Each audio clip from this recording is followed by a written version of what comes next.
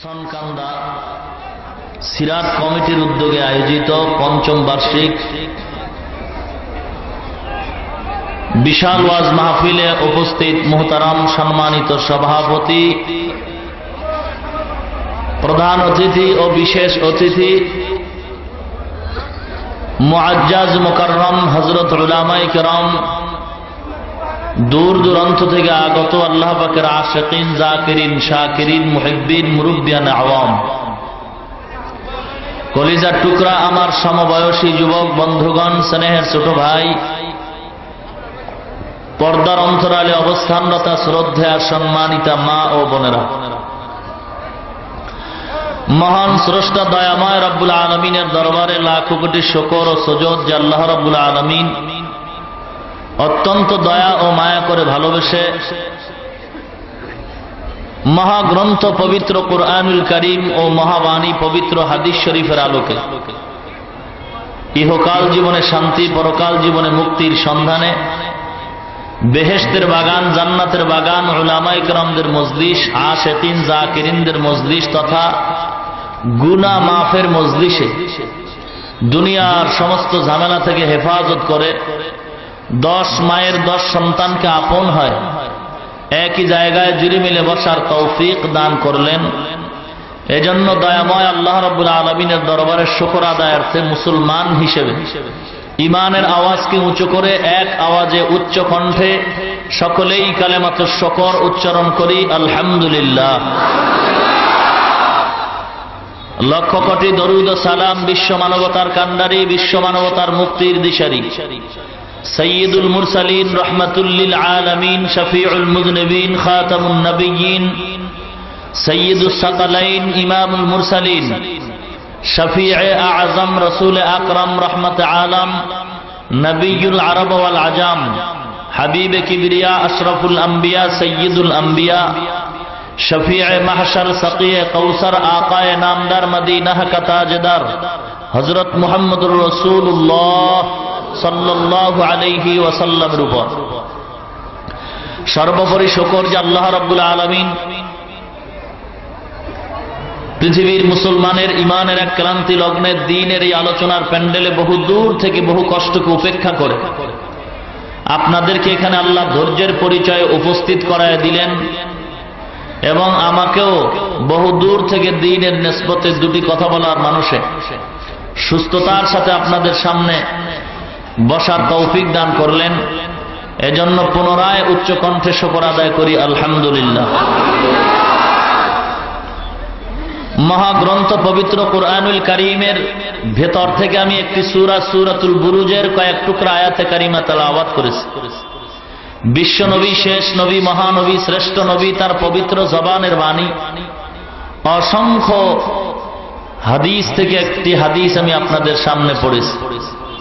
রব্বুল আলামিনের দরবারে তৌফিক কামনা করি তেলাওয়াতকৃত আয়াতে কারিমা ও হাদিসে পাকের আলোকে হেদায়েতের উদ্দেশ্যে, আমলের নিয়তে, ইখলাসের সাথে ধৈর্যের পরিচয়ে কিছু কথা বলার মতো আল্লাহ আমাকে সেই যোগ্যতা, হিম্মত, শক্তি, সাহস দান করেন। আপনাদেরকেও যেন আল্লাহ রাব্বুল আলামিন আমলের নিয়তে ধৈর্যের সাথে শ্রবণ করার তৌফিক দান করেন। আজ এই ওয়াজ মাহফিল জামালপুরের জন্য একটা রহমতের পরিচয়। এই জামালপুর এলাকাবাসীর জন্য বড় এক নেয়ামত।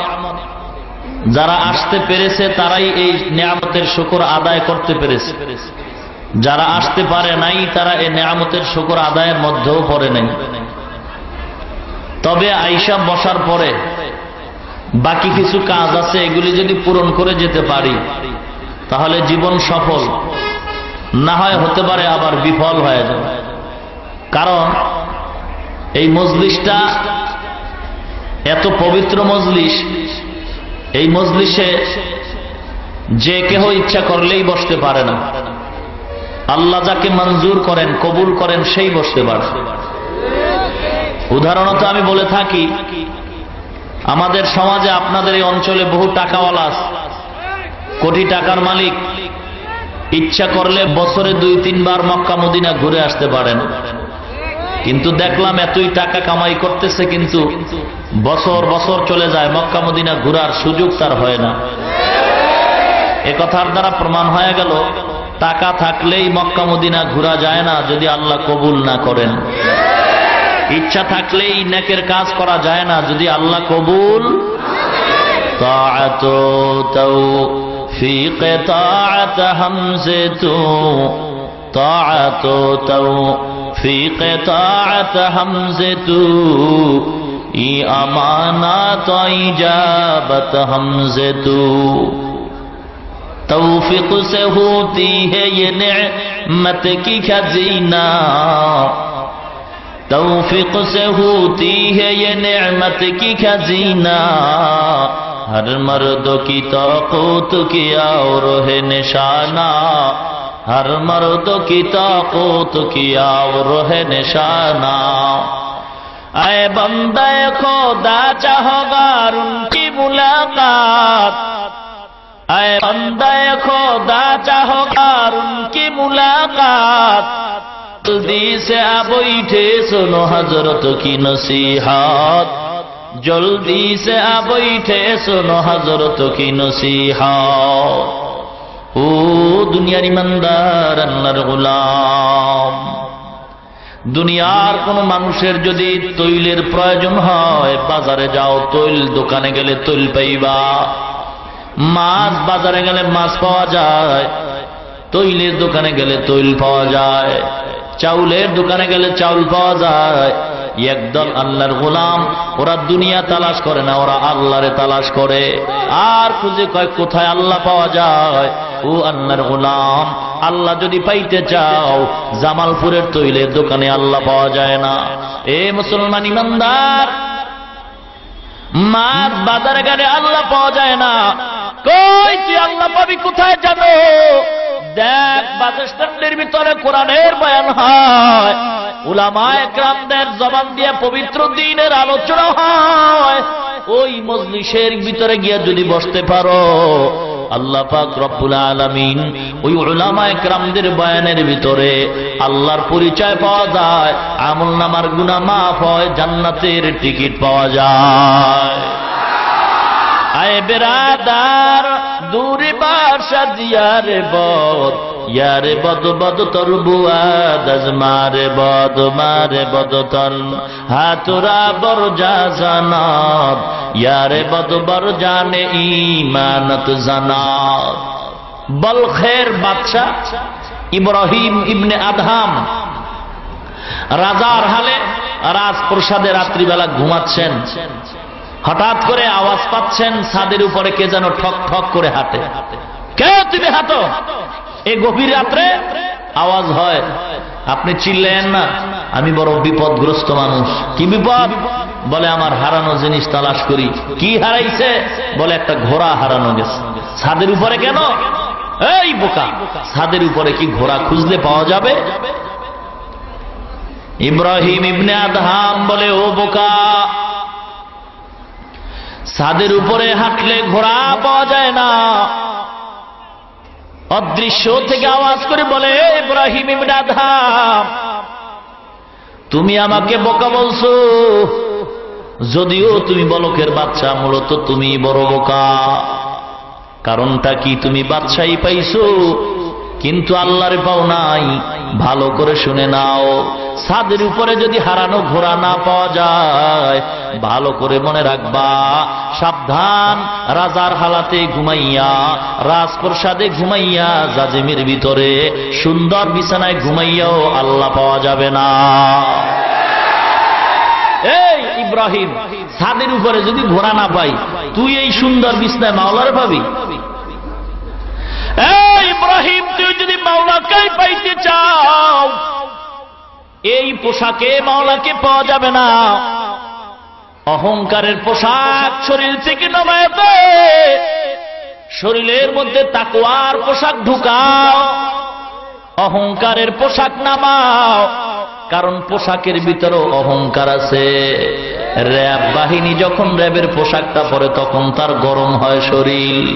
যখন বন্ধ নিয়ে বাড়ি যায়, আর্মিরা যখন ছুটিতে বাড়ি যায়, পোশাকটা খুইলা ফেলায়, বাসে রওনা হয়, তখন তার ওই রকম গরম আর থাকে না, সাধারণ মানুষের মতো মেজাজটা নরমাল হয়। যখন র্যাবের পোশাকটা ঢুকায় তখন মন মেজাজ এতই গরম হয়, সাধারণ অন্যায়টাকেও বড় কইরা দেখে, মনে করে যেন ক্রস ফায়ার করি। পোশাক গরমের পোশাক। এই ইব্রাহিম, অহংকারের পোশাক নামাও।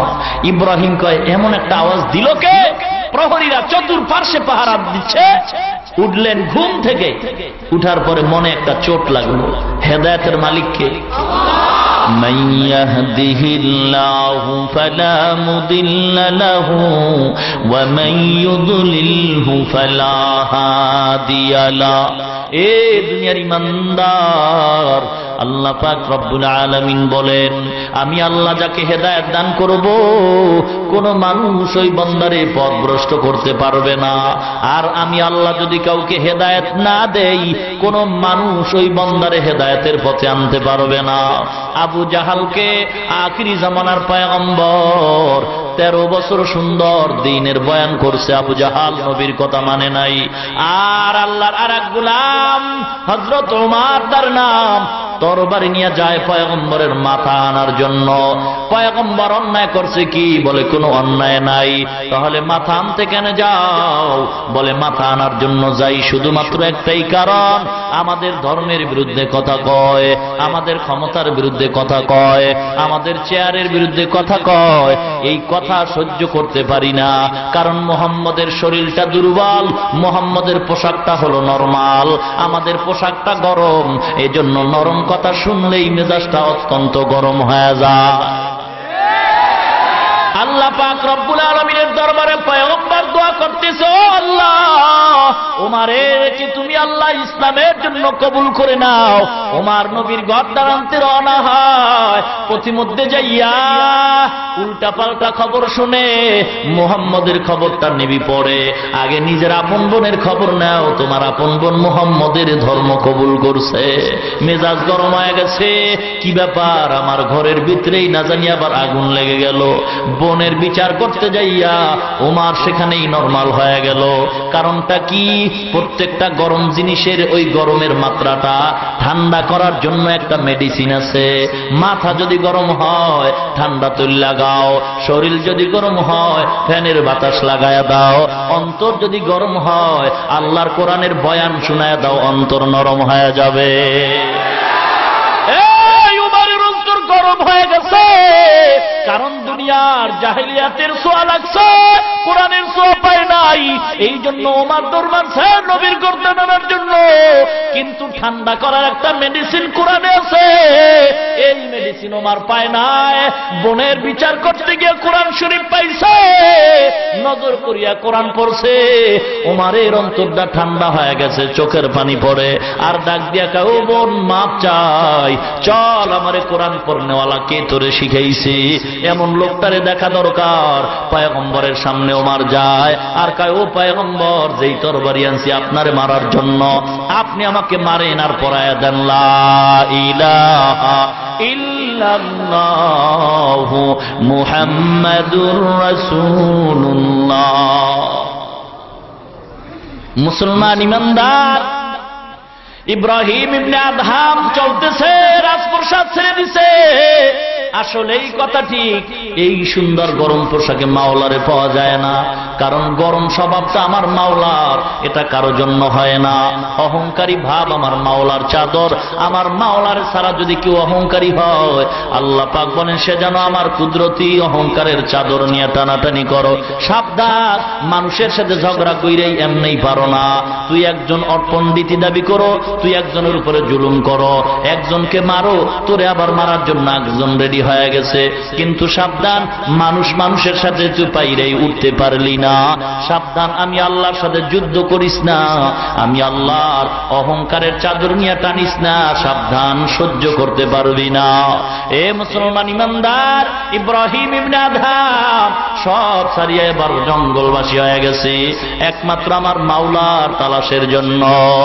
ইয়া ইলাহি मुझसे मुझको दूर करो ताकि देखो मुझ में तुझको एक नजर या इलाही तू मेरा सत्तारो है या इलाही तू मेरा गफ्फारो है। मुसलमान ईमानदार अल्लाहर गुलाम, এই যে দ্বন্দ্ব বিদ্বন্দ্ব মানব সৃষ্টির শুরু মানব আবুল বাশার পয়গম্বর আদম আলাইহিস সালামকে আল্লাহ বানাইছেন, কারদের পক্ষে শয়তানরে দাঁড় করায় দিবেন। আল্লাহ পাক রব্বুল আলামিন হক আর বাতিল লাগায় দিবেন দুনিয়ায়। কারণটা কি জানো? দুনিয়াটা একটা পরীক্ষার হল। এই পরীক্ষায় যদি পাস করো বান্দা জান্নাত পাইবা, যদি ফেল করো জাহান্নামে যাইবা। কেমন সেই জান্নাত? আমাদের আব্বাজান আদমরে আল্লাহ দেখায় দিবেন জান্নাতে ঢুকাইয়া। আদম জান্নাত দেখা মনটা এত পাগল পারা হয়ে গেছে, জান্নাত থেকে আর বের হতে চায় না। আল্লাহ কয়, আদম রে, আমি তোমার জান্নাতে ঘুমানোর জন্য পাঠাই নাই, দেখাবার জন্য পাঠাইলাম। কারণ দুনিয়াতে যাওয়ার পরে তোমার সন্তানরা শয়তানের ওয়াসওয়াসায় পড়বে, এমন একটা শয়তানের ওয়াসওয়াসায় পড়িয়া তারা আল্লাহরে ভুলে যাবে। তুমি যখন জান্নাতের গান শুনাইবা, এই বন্দারা জান্নাতের গান শুনবে। কি জান্নাত? তুমি নিজে দেখা যাও, এরপরে মানুষের জান্নাতের গান গাইবা। মানুষগুলি জান্নাতের গান শুনবে, তোমার কথা শুই না বিশ্বাস করবে। এত সুন্দর জান্নাত আমি আল্লাহ বানাইলাম, যেই এত সুন্দর জান্নাত তোমার ছাড়তে মনে চায় না, এই জান্নাতটা আমি আল্লাহ এমনি দিব না, মহা একটা পরীক্ষায় পাশ করার পরে দিব। যাও দুনিয়াতে গিয়া মানুষের জান্নাতের গান গাও। তোমারে দেখায় দিলাম, বাপ দেখলে সন্তানের পক্ষ থেকে আদায় হয়ে গেছে। এবার তোমার যারা সুসন্তান, এরা তোমার কথা জান্নাতের কথা শুই না মানবে। আর যারা অবৈধ সন্তান, এরা তোমার কথা মানামাই না, তোমার কথায় স্লোগান না দিয়া তোমার বিরুদ্ধে স্লোগান দিবে। যারা আদম নবীর বিরুদ্ধে স্লোগান দিবে, বুঝবা এরা আদমের অবৈধ সন্তান। আর যারা আদমের কথায় সায় দিয়ে নামাজ পড়বে, জান্নাতের গান গাইবে, তারা বৈধ সন্তান। বাপের কথা যে মানে না, এটা কেমন বৈধ কথা কয় না? বাবার কথা যে মানে নাই, বৈধ না অবৈধ? আদব বলা না আদব? আজ খোদা খা হি মে তৌফিকে আদব বে আদব মাহরুমে গাছ আজ ফজলে রাও। দুনিয়ার ইমানদার ভালো করে শুনে নাও, পয়গম্বর আদম তোমার বাবা, এ কথা কি স্বীকার করছো? বলো, যদি স্বীকার করে থাকো তাহলে তার কথা মানতে অসুবিধা কোথায়? ও মুসা নবীর উম্মত, মুসা নবী যে তোমার নবী, তুমি তার উম্মতে কথা মানতে কি তোমার সমস্যা হয়?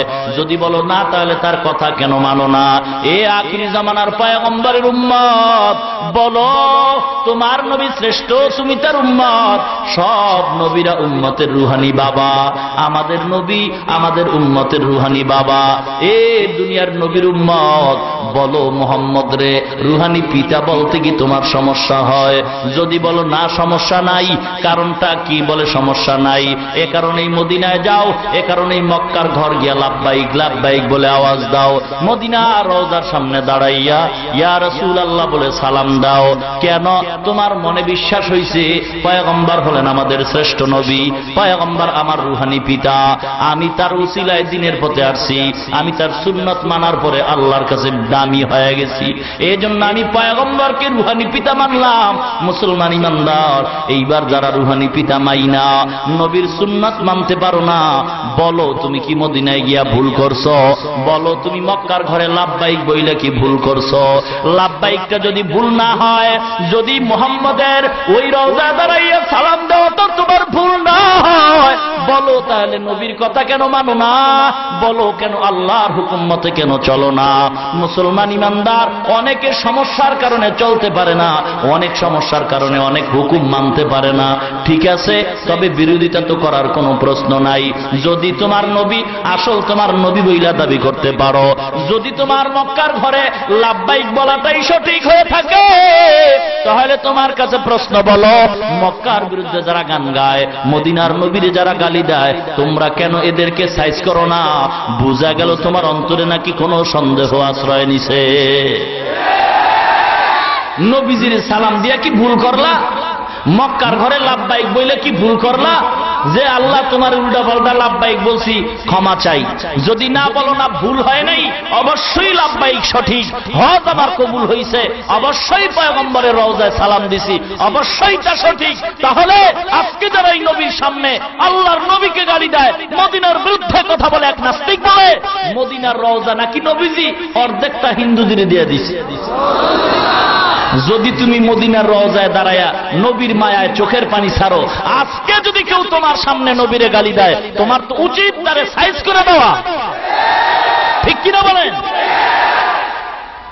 হায় হায়, এ মুসলমান ইমানদার, এই বাংলাদেশ মুসলমানের দেশ। কাদের দেশ? সম্পূর্ণ মুসলমানের দেশ। এই বাংলার জমিনের নিচে আল্লাহওয়ালারা ঘুমায়, শাহজালাল রহমাতুল্লাহ আলাইহি ঘুমায়, পীরজি হুজুর রহমাতুল্লাহ আলাইহি ঘুমান, হাজী শরীয়তুল্লাহ রহমাতুল্লাহ আলাইহি ঘুমায়, শাহ আমানত শাহ রহমাতুল্লাহ আলাইহি ঘুমান। এই জমিনের উপরে সব হলো মুসলমান। মুসলমান ইমানদার, এই দেশ মুসলমানের দেশ। আমার কথা নয়, ও দুনিয়ার ইমানদার আল্লাহর গোলাম, মরহুম শেখ মুজিবুর রহমান ওয়াইসি সম্মেলনে দাঁড়াইয়া ঘোষণা করেছিলেন, বিশ্বের ভিতরে দ্বিতীয় বৃহত্তম মুসলিম দেশ হলো বাংলাদেশ। কি এই কথায় সন্দেহ আছে? কথা কন। মুসলমান ইমানদার, শুধু কি তাই? ভালো করে ইতিহাস পড়ে দেখো, সত্য কথা বলতে কোনো বাধা নাই। মুসলমান ইমানদার, কোটি কোটি কোটি কোটি সারা বিশ্ব থেকে বহু বড় বড় উলামায়ে কেরাম আসে বাংলার জমিনে, টঙ্গীর ময়দানে, ইস্তিমার ময়দানে আসে। এটা বাংলাদেশের জন্য পরিচয় মুসলমানের দেশ। এটা দেশ বরকতি দেশ। মুসলমান যার কারণে এত অন্যায় করে বাংলার মুসলমান, তারপর আমার মাওলায় ধরেন না। ইচ্ছা করলে জাপানে যদি সুনামি দিতে পারেন, আমার মাওলায় বাংলাদেশেও দিতে পারেন। কেন দেন না? একমাত্র টুপিওয়ালা আল্লাহর গোলামদের কারণেই দেন না। ও মুসলমান ইমানদার গো, সাবধান হয়ে যাও। আমি সাবধান করে দেই, তবে সব টুপিওয়ালারা না, সাবধান হয়ে যাও। আমি সব সময় বলি, এই সমাজের ভিতরে আওয়ামী লীগ বিএনপি নাই, কোন দলাদলি নাই, কোন তরিকার নিয়ে ভেদাভেদ নাই। আমরা এক আল্লাহর গোলাম, এক নবীর উম্মত, মুসলমান ইমানদারেরা। এই জন্য তবে আমাদের ভিতরে কোন ভেদাভেদ ভুলে যাও। কে কোন পীরের মুরিদ, কোন ভেদাভেদ করার দরকার নাই। স্লোগান হবে একটা, আল্লাহর গোলাম কিনা, নবীর উম্মত কিনা। যদি বলো তাহলে তুমি আমার আপন মানুষ, কোন দ্বন্দ্ব নাই, কোন হিংসা নাই। কিন্তু দুঃখ লাগে, পয়গম্বর ভবিষ্যৎবাণী করে গেছেন, ক্বালা রাসূলুল্লাহ সাল্লাল্লাহু আলাইহি ওয়াসাল্লাম, খায়রুল খিয়ারি খিয়ারুল উলামা ওয়া শাররুশ শিরারি শিরারুল উলামা। পয়গম্বর বলেন, দুনিয়ার মধ্যে সবচাইতে হলো ভালো আলেম, আবার সবচাইতে খারাপ হলো আলেম। সবচাইতে ভালো আলেম, সবচাইতে খারাপও। এ মুসলমান গো, মুফতি নামের টাইটেল লাগাইছে, শায়েখ নামের টাইটেল লাগাইছে, দাড়িটার ভিতরে মেহেন্দি লাগাইছে, টুপিটাও মাথায় দিছে, রুমালটাও কাঁধের উপরে লাগছে, লম্বা জামাটাও পরছে, পাগড়ি গলায় ঝুলাইছে, এরপরে বোমাবাজি করছে।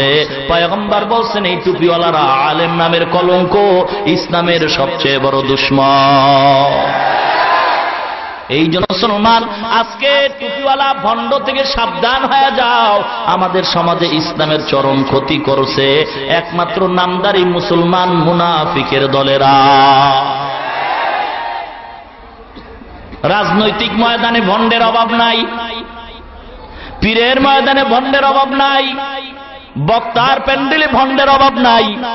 চিনবা কি করে মুসলমান? সব সময় আমি উদাহরণ দিয়া বলি, বাজারে স্বর্ণ বিক্রি হয়, একই কালারে সিটি গোল্ড বিক্রি হয়, দোনোটার কালার এক, দাম ভিন্ন। কিভাবে চিনবা? চিনার মতো কোন কষ্টি পাথর আছে না নাই? কোষ্টি পাথর লাগায় ঘষা দাও, কোনটা সিটি গোল্ড কোনটা স্বর্ণ পরিচয় হয়ে যাবে। ও মুসলমান ইমানদার, টুপিওয়ালা সবাই ঠিক আছে, একদল ভেজাল আর একদল হলো আসল। একদল ভেজাল টুপি মাথায় দেয়, দাড়ি রাখে, লম্বা জামাও পরে, আবার মাঝে মাঝে দুনিয়ার এহুদিদের থেকে টাকা খাইয়া বোমাবাজিও করে, এহুদির পক্ষে কথা কয়, মাদ্রাসার বিরুদ্ধে কথা কয়। কেন? মুসলমান গো, তার ইমানটা এহুদিরা কিনিয়ে নিছে। মুসলমান ইমানদার আর এই সমাজের ভিতরে মুসলমান, এই টুপিওয়ালাদের কারণেই সাধারণ মানুষ আজ দ্বিধা দ্বন্দ্বে পড়ে আছে। ও মুসলমান ইমানদার, এগুলিকে এখন চিনবেন কি করে?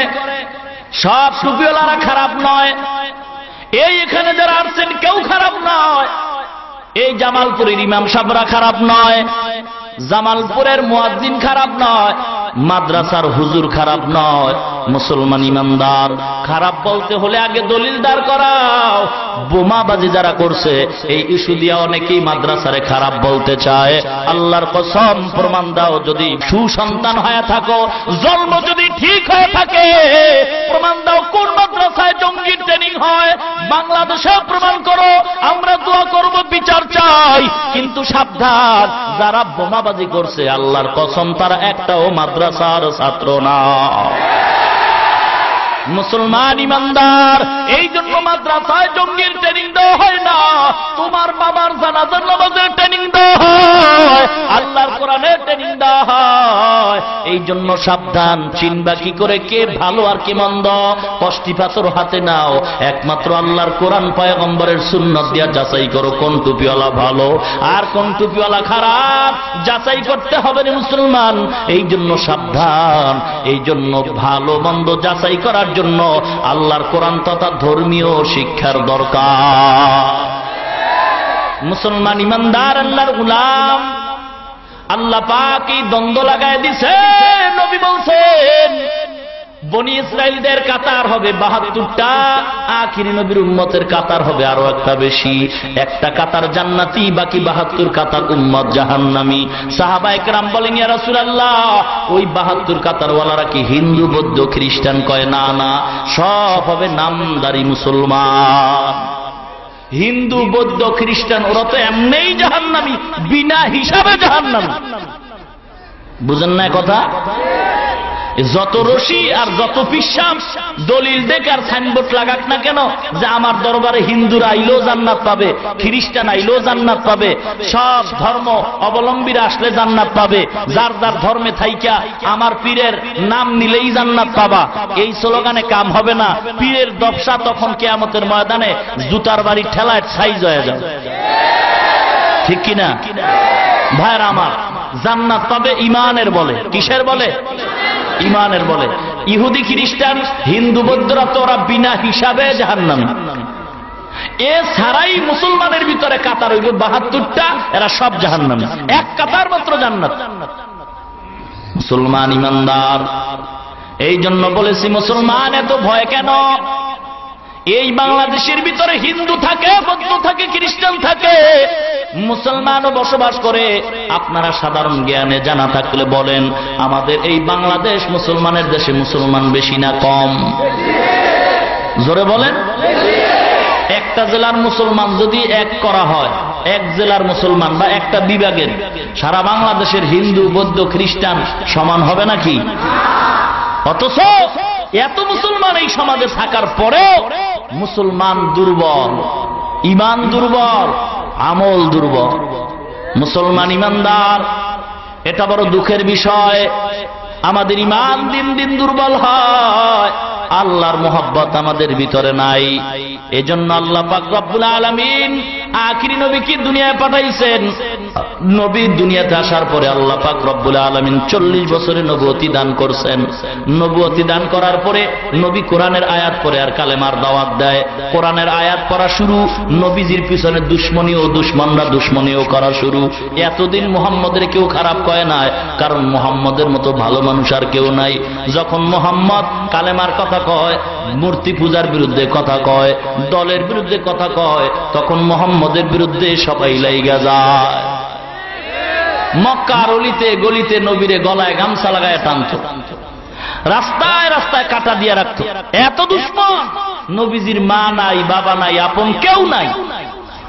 মুসলমান ইমানদার, পয়গম্বরের উপরে অত্যাচার শুরু হয়ে গেছে, নবীকে হত্যা করার পরিকল্পনা চলছে।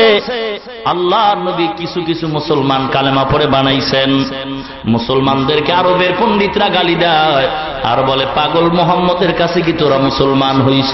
তাড়াতাড়ি ফিরিয়ে আয়, এমন ভাবে খারাপ কথা কয়। সাহাবায়ে কেরামরা গোপনে নবীর কাছে গিয়া কাঁদতেছে, ও পয়গম্বর, আজকে আমাদেরকে আরবের মানুষরা খারাপ জানে। পয়গম্বর সান্ত্বনা দেয়, আরবের বেঈমানদের আরো রক্ত গরম হয়ে যায়, আরো অত্যাচার শুরু করে, মেয়েদেরকে উলঙ্গ রাস্তায় শোয়া তারপরে অত্যাচার করে। এত অত্যাচার করতেছে, কন্যা সন্তানগুলি জবাই করতেছে। মুসলমান ইমানদার, এত অত্যাচার, আল্লাহর নবী অধৈর্য হয়ে গেছে। আল্লাহর নবীর উপরে এত বিপদ, আল্লাহ পাক আমার নবীর সান্ত্বনা দিয়া বলেন, ও পয়গম্বর, বিপদ আপনার একা নয়, আপনার আগের নবী ঈসা নবীরও বিপদ ছিল। এ পয়গম্বর, বিপদ আপনার একা নয়, আপনার মতো নবী হইয়া অনেক বিপদে পড়ছে। ইউসুফ আলাইহিস সালাম জেলখানায় গেছে, কোনো দোষ নাই, খামাখা জুলাইখা একটা পেঁচ লাগায় জেলে ঢুকায় দিছে। ও পয়গম্বর, এরকম বহু ঘটনা আছে, যেই ঘটনা আমি শুনাইতেছি আপনারে। ওই ঘটনার মধ্যে যারা আল্লাহর উপরে ঈমান আনছে, এদের উপরে খুব পরীক্ষা কঠিন হয়ে গেছে। ঈমানদারের ঈমান যত মজবুত, তার পরীক্ষাও তত বড় কঠিন। নবীজি আল্লাহর কাছাকাছি, নবীর উপরে পরীক্ষা বেশি। ইব্রাহিম নবী আল্লাহর বন্ধু, পরীক্ষাও বড় কঠিন। সন্তানরে মরুভূমিতে বাড়ায় দিল, আগুনে, নমরুদের আগুনে জ্বালাইল। আসলে কি জ্বালাইতে পারছে? আল্লাহ পাক আমার নবীরে এই দুনিয়ার কাফের বেঈমানদের কর্তৃক যেই অত্যাচার হবে, এগুলি ধৈর্য ধারণ করে নবীকে আল্লাহ সান্ত্বনা দিতেছেন, ও পয়গম্বর, ঈমানের কারণে বহু মুসিবত আসছে, আপনি ধৈর্য ধারণ করুন। কি সেই মুসিবত? আল্লাহ পাক সুন্দর একটা ঘটনা এই সূরা নাজিল কইরা আল্লাহ শুনাইতেছেন, পয়গম্বর, আপনি বিশ্বাস করেন আপনার পক্ষে কেউ নাই, আমি আল্লাহ আছি, এবং আমি আল্লাহ, আমি ঘটনা শুনাইতেছি কিভাবে মুসিবত আসছে ইমানদারের উপরে। আমি আল্লাহ 4টা সিল মাইরা এই ঘটনাটা শুনাইতেছি। 1 নম্বর সিল, ওয়াস-সামা'i যাতিল বুরুজ ওয়াল ইয়াউমিল মাউউদি ওয়া শাহিদিন ওয়া মাশহুদ। 1 নম্বরে সিল মারিয়া আল্লাহর শপথ করে বলেন, বুরুজ বিশিষ্ট আসমানের কসম, নক্ষত্র বিশিষ্ট আসমানের কসম, ওয়াস-সামা'i যাতিল বুরুজ। বুরুজ দ্বারা কেউ কেউ ফেরেশতাও বুঝাইছেন, অথবা সূর্য চলার 12টা কক্ষপথ আছে তাও বুঝাইছেন। এই কক্ষপথে সূর্য চলতেছে, বৈজ্ঞানিকরা বলে সূর্যটাও গোল, পৃথিবীটাও গোল। সূর্য আমরা চোখে দেখি, সকালবেলা উদিত হয়, সন্ধ্যাবেলা আবার অস্ত যায়। না না, সূর্যটা আসলে অস্ত যায় না, সূর্যটা গোল, পৃথিবীটাও ঘুরে, সূর্যটাও ঘুরে। আজকে সূর্য, যদিও বাংলাদেশে দেখি মাগরিবের নামাজ হয়, সূর্য নাই। সৌদি আরবওয়ালারা তাকায় দেখে কোনো 3 ঘন্টা বাকি। যখন রাত হয়, আমেরিকাওয়ালারা দেখে পুরাটাই দিন হয়। সূর্য ঘুইরা ঘুইরা আলো দিতেছে, কখনো অস্ত যায় না। মুসলমান গো, এই সূর্যের একটা মুখ এই জমিনে ফিরানো। বৈজ্ঞানিকরা রিসার্চ করে বলছে, এই সূর্যের প্রায় এই মুখটা যে ফিরানো আছে, পৃথিবীর থেকে 9,30,00,000 মাইল দূরে, 13 লক্ষ গুণ বড় সূর্য। এই সূর্যের তাপটা একটা মুখের ভিতরে, এই তাপ জমিনে আসে কত আবরণ ভেদ করিয়া। আল্লাহ ডাক দিয়া কয়, ও ফেরেশতারা, আমার বান্দার মাথার চামড়া বড় পাতলা, আমার বান্দা এই সূর্যের তাপ সহ্য করতে পারবে না, তোমরা ঠান্ডা পানি ঢালতে থাকো। আল্লাহ অর্ডার করছেন, প্রত্যেকদিন নতুন নতুন 70,000 ফেরেশতারা সূর্যের একটা মুখের গোড়ায় ঠান্ডা পানি দেয়। এরপরে তাপটা দুনিয়াতে আসে। আরো কিছু মুখ আছে আল্লাহ আসমানের দিক ফিরায় রাখছেন, বাকিটা জমিনের দিকে রাখছেন। বৈজ্ঞানিকরা কয়, ওই তাপটাও সরাসরি জমিনে লাগে না। সূর্যের এই নিচে একটা গ্যাসের আবরণ আছে, যেই আবরণটার ভিতরে কোটি কোটি ছিদ্র। এই ছিদ্র দিয়া সূর্যের তাপটা যখন ওটার ভিতরে লাগে, ওই সূর্যের তাপটা ওই গ্যাসের আবরণটায় সবগুলি নিয়ন্ত্রণ করিয়া যতটুকু দরকার আল্লাহর কুদরতি সাহায্যে ওই তাপটা দুনিয়ায় দেয়, বাকিটা ওই আবরণটা গ্যাসের আবরণে নিয়ন্ত্রণ করে। না হয় বৈজ্ঞানিকরা বলে, সূর্যের তাপ ওই গ্যাসের আবরণটা যদি না থাকতো আর সরাসরি জমিনের ভিতরে লাগতো, একটা মানুষ দুনিয়াতে বাঁচার কোনো সুযোগ থাকতো না। মুসলমান ইমানদার, এই সূর্যটা যেদিকেই বেশি হেলতেছে ওদিকেই বেশি গরম, যেই দিকে থেকে দূরে যায় ঘুরিয়া ঘুরিয়া আলো দেয়, যেই দিকটার বেশি আলো পায় না ওই দিকটা ঠান্ডা বেশি। হিমালয় পর্বতের অপর পৃষ্ঠে সূর্যের আলোটা তেমন পায় না, যার কারণে সেখানে ঠান্ডা বরফ হয়ে যায়। মুসলমান ইমানদার, আল্লাহ পাক আসমানের কসম করেছেন কেন? মানুষ যাকে বেশি মূল্যায়ন করে তার উপরেই ভরসা করে কথা কয়।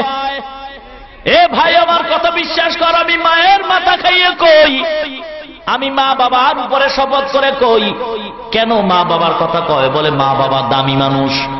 আল্লাহ পাক বলেন যদি ওই কসমটা ঠিক নয়, আল্লাহ বলেন আমার অমূল্য সম্পদ আসমান, অমূল্য সম্পদ সূর্য, অমূল্য সম্পদ চন্দ্র, এই অমূল্য সম্পদ আমি আল্লাহ পাক রব্বুল আলামিন এই অমূল্য সম্পদের কসম খেয়ে বলি, এই অমূল্য সম্পদ চন্দ্র, সূর্য, আসমান, যে আসমান আমি আল্লাহ বিনা খুঁটিতে টানায় রাখলাম। আল্লাহ পাক বলেন ওয়াসসামা ইযাতিল বুরুজ, আমি আল্লাহ বুরুজ বিশিষ্ট আসমানের কসম খেয়ে বললাম। ওয়াল ইয়াউমিল মাউউদ, প্রতিশ্রুত দিনের কসম। প্রতিশ্রুত দিন হলো কিয়ামতের দিন। ও দুনিয়ার ইমানদার, কিয়ামতের দিন বড় কঠিন দিন, যেই দিন সাধারণ মানুষগুলি পর্যন্ত বেহুশ হয়ে যাবে। শুধু তাই নয়, আমার আল্লাহ দুইজন ফেরেশতা পাঠায় দিবে। ইসরাফিল সিংহা নিয়ে যখন আওয়াজ করবে, আওয়াজটা বাড়তে থাকবে, বাড়তে মানুষের কানার তালা ফেটে যাবে, গর্ভধারিণীর বাচ্চা পড়ে যাবে, মা টের পাবে না। এত কঠিন অবস্থায় আল্লাহ পাক দুইজন ফেরেশতা দাঁড় করায় দিবে। এ ফেরেশতারা যাও, একজন ফেরেশতা পিছনে যাও আর একজনের সামনে থাকো, আর মানুষগুলির হাসরের ময়দানে নিয়ে আসো, আমি আল্লাহর বিচারালয় হাজির করে দাও, আমি আল্লাহর আদালতে এনো। আল্লাহর আদালত কোথায় হবে?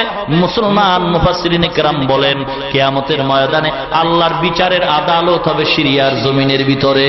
সিরিয়ার জমিন হবে আল্লাহর বিচারালয় আদালত। আল্লাহ সেখানে দাঁড়ায় দুইজন ফেরেশতা সব মানুষগুলির ধাওয়া কইরা সিরিয়ার জমিনে হাজির করবে। হাজির করার পরে আল্লাহ পাক কঠিন একটা আওয়াজ দিবেন, লিমানিল মুলকুল ইয়াউম লিল্লাহিল ওয়াহিদিল কাহ্হার। আজকের রাজত্ব কার?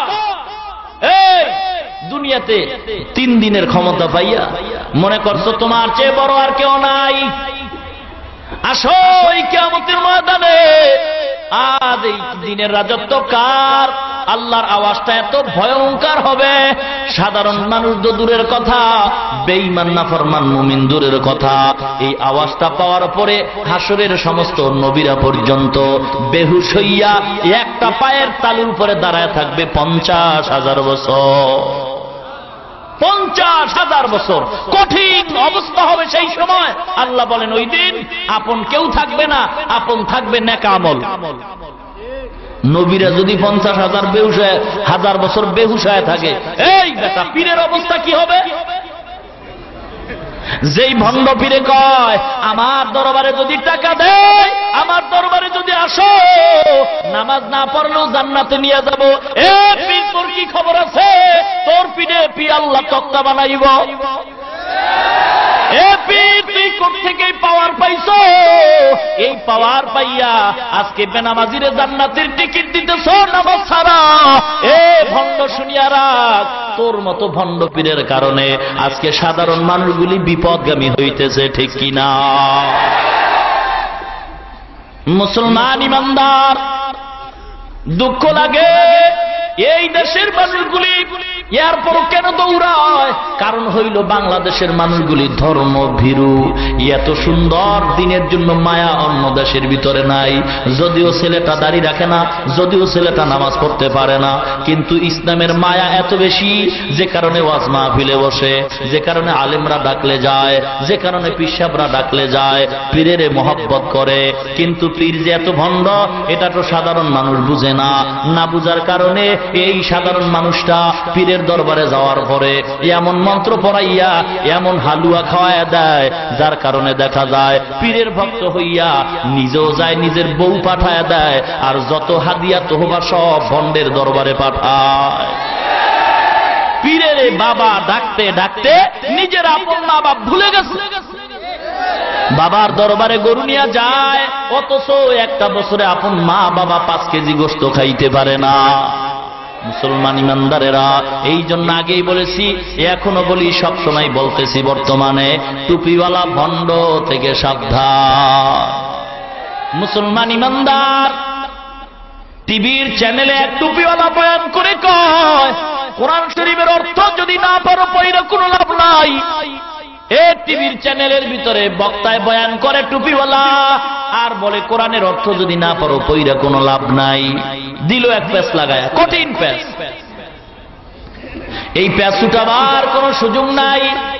অথচ কোরআন শরীফের একটা অক্ষর যদি কেউ বিনা অজুতে পড়ে 10টা নেক হয়, অজু সহকারে পড়লে 25টা নেক হয়, নামাজে পড়লে 50 থেকে 100 নেক হয়। যেই টুপিওয়ালা টিভির চ্যানেলের মধ্যে বইলা সাধারণ মানুষের পেছ লাগায় দিল, মুসলমান এই টুপিওয়ালা আসলে মুসলমানের ভালো চায় না, ওই এহুদির দালাল হইয়া টাকার লোভে পইরা দ্বন্দ্ব লাগায়। কারণ ইহুদিরা মুসলমানের চিরঞ্জন দুশমন, ওরা যতই মুসলমানের পাশে এসে দাঁড়াস না কেন, উদ্দেশ্য ওদের খারাপ। ইহুদিরা যেখানেই গেছে সেখানেই পেছ লাগাইছে।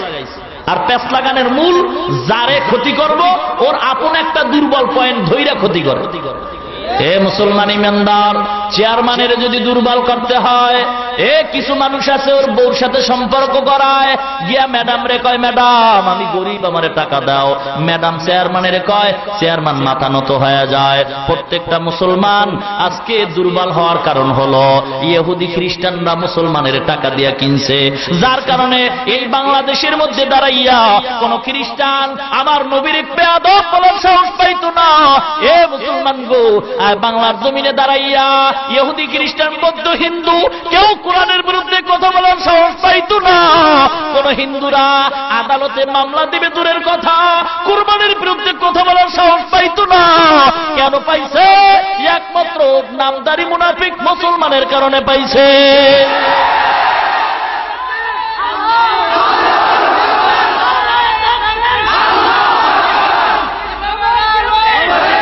ভাইরা আমার, স্লোগান বন্ধ।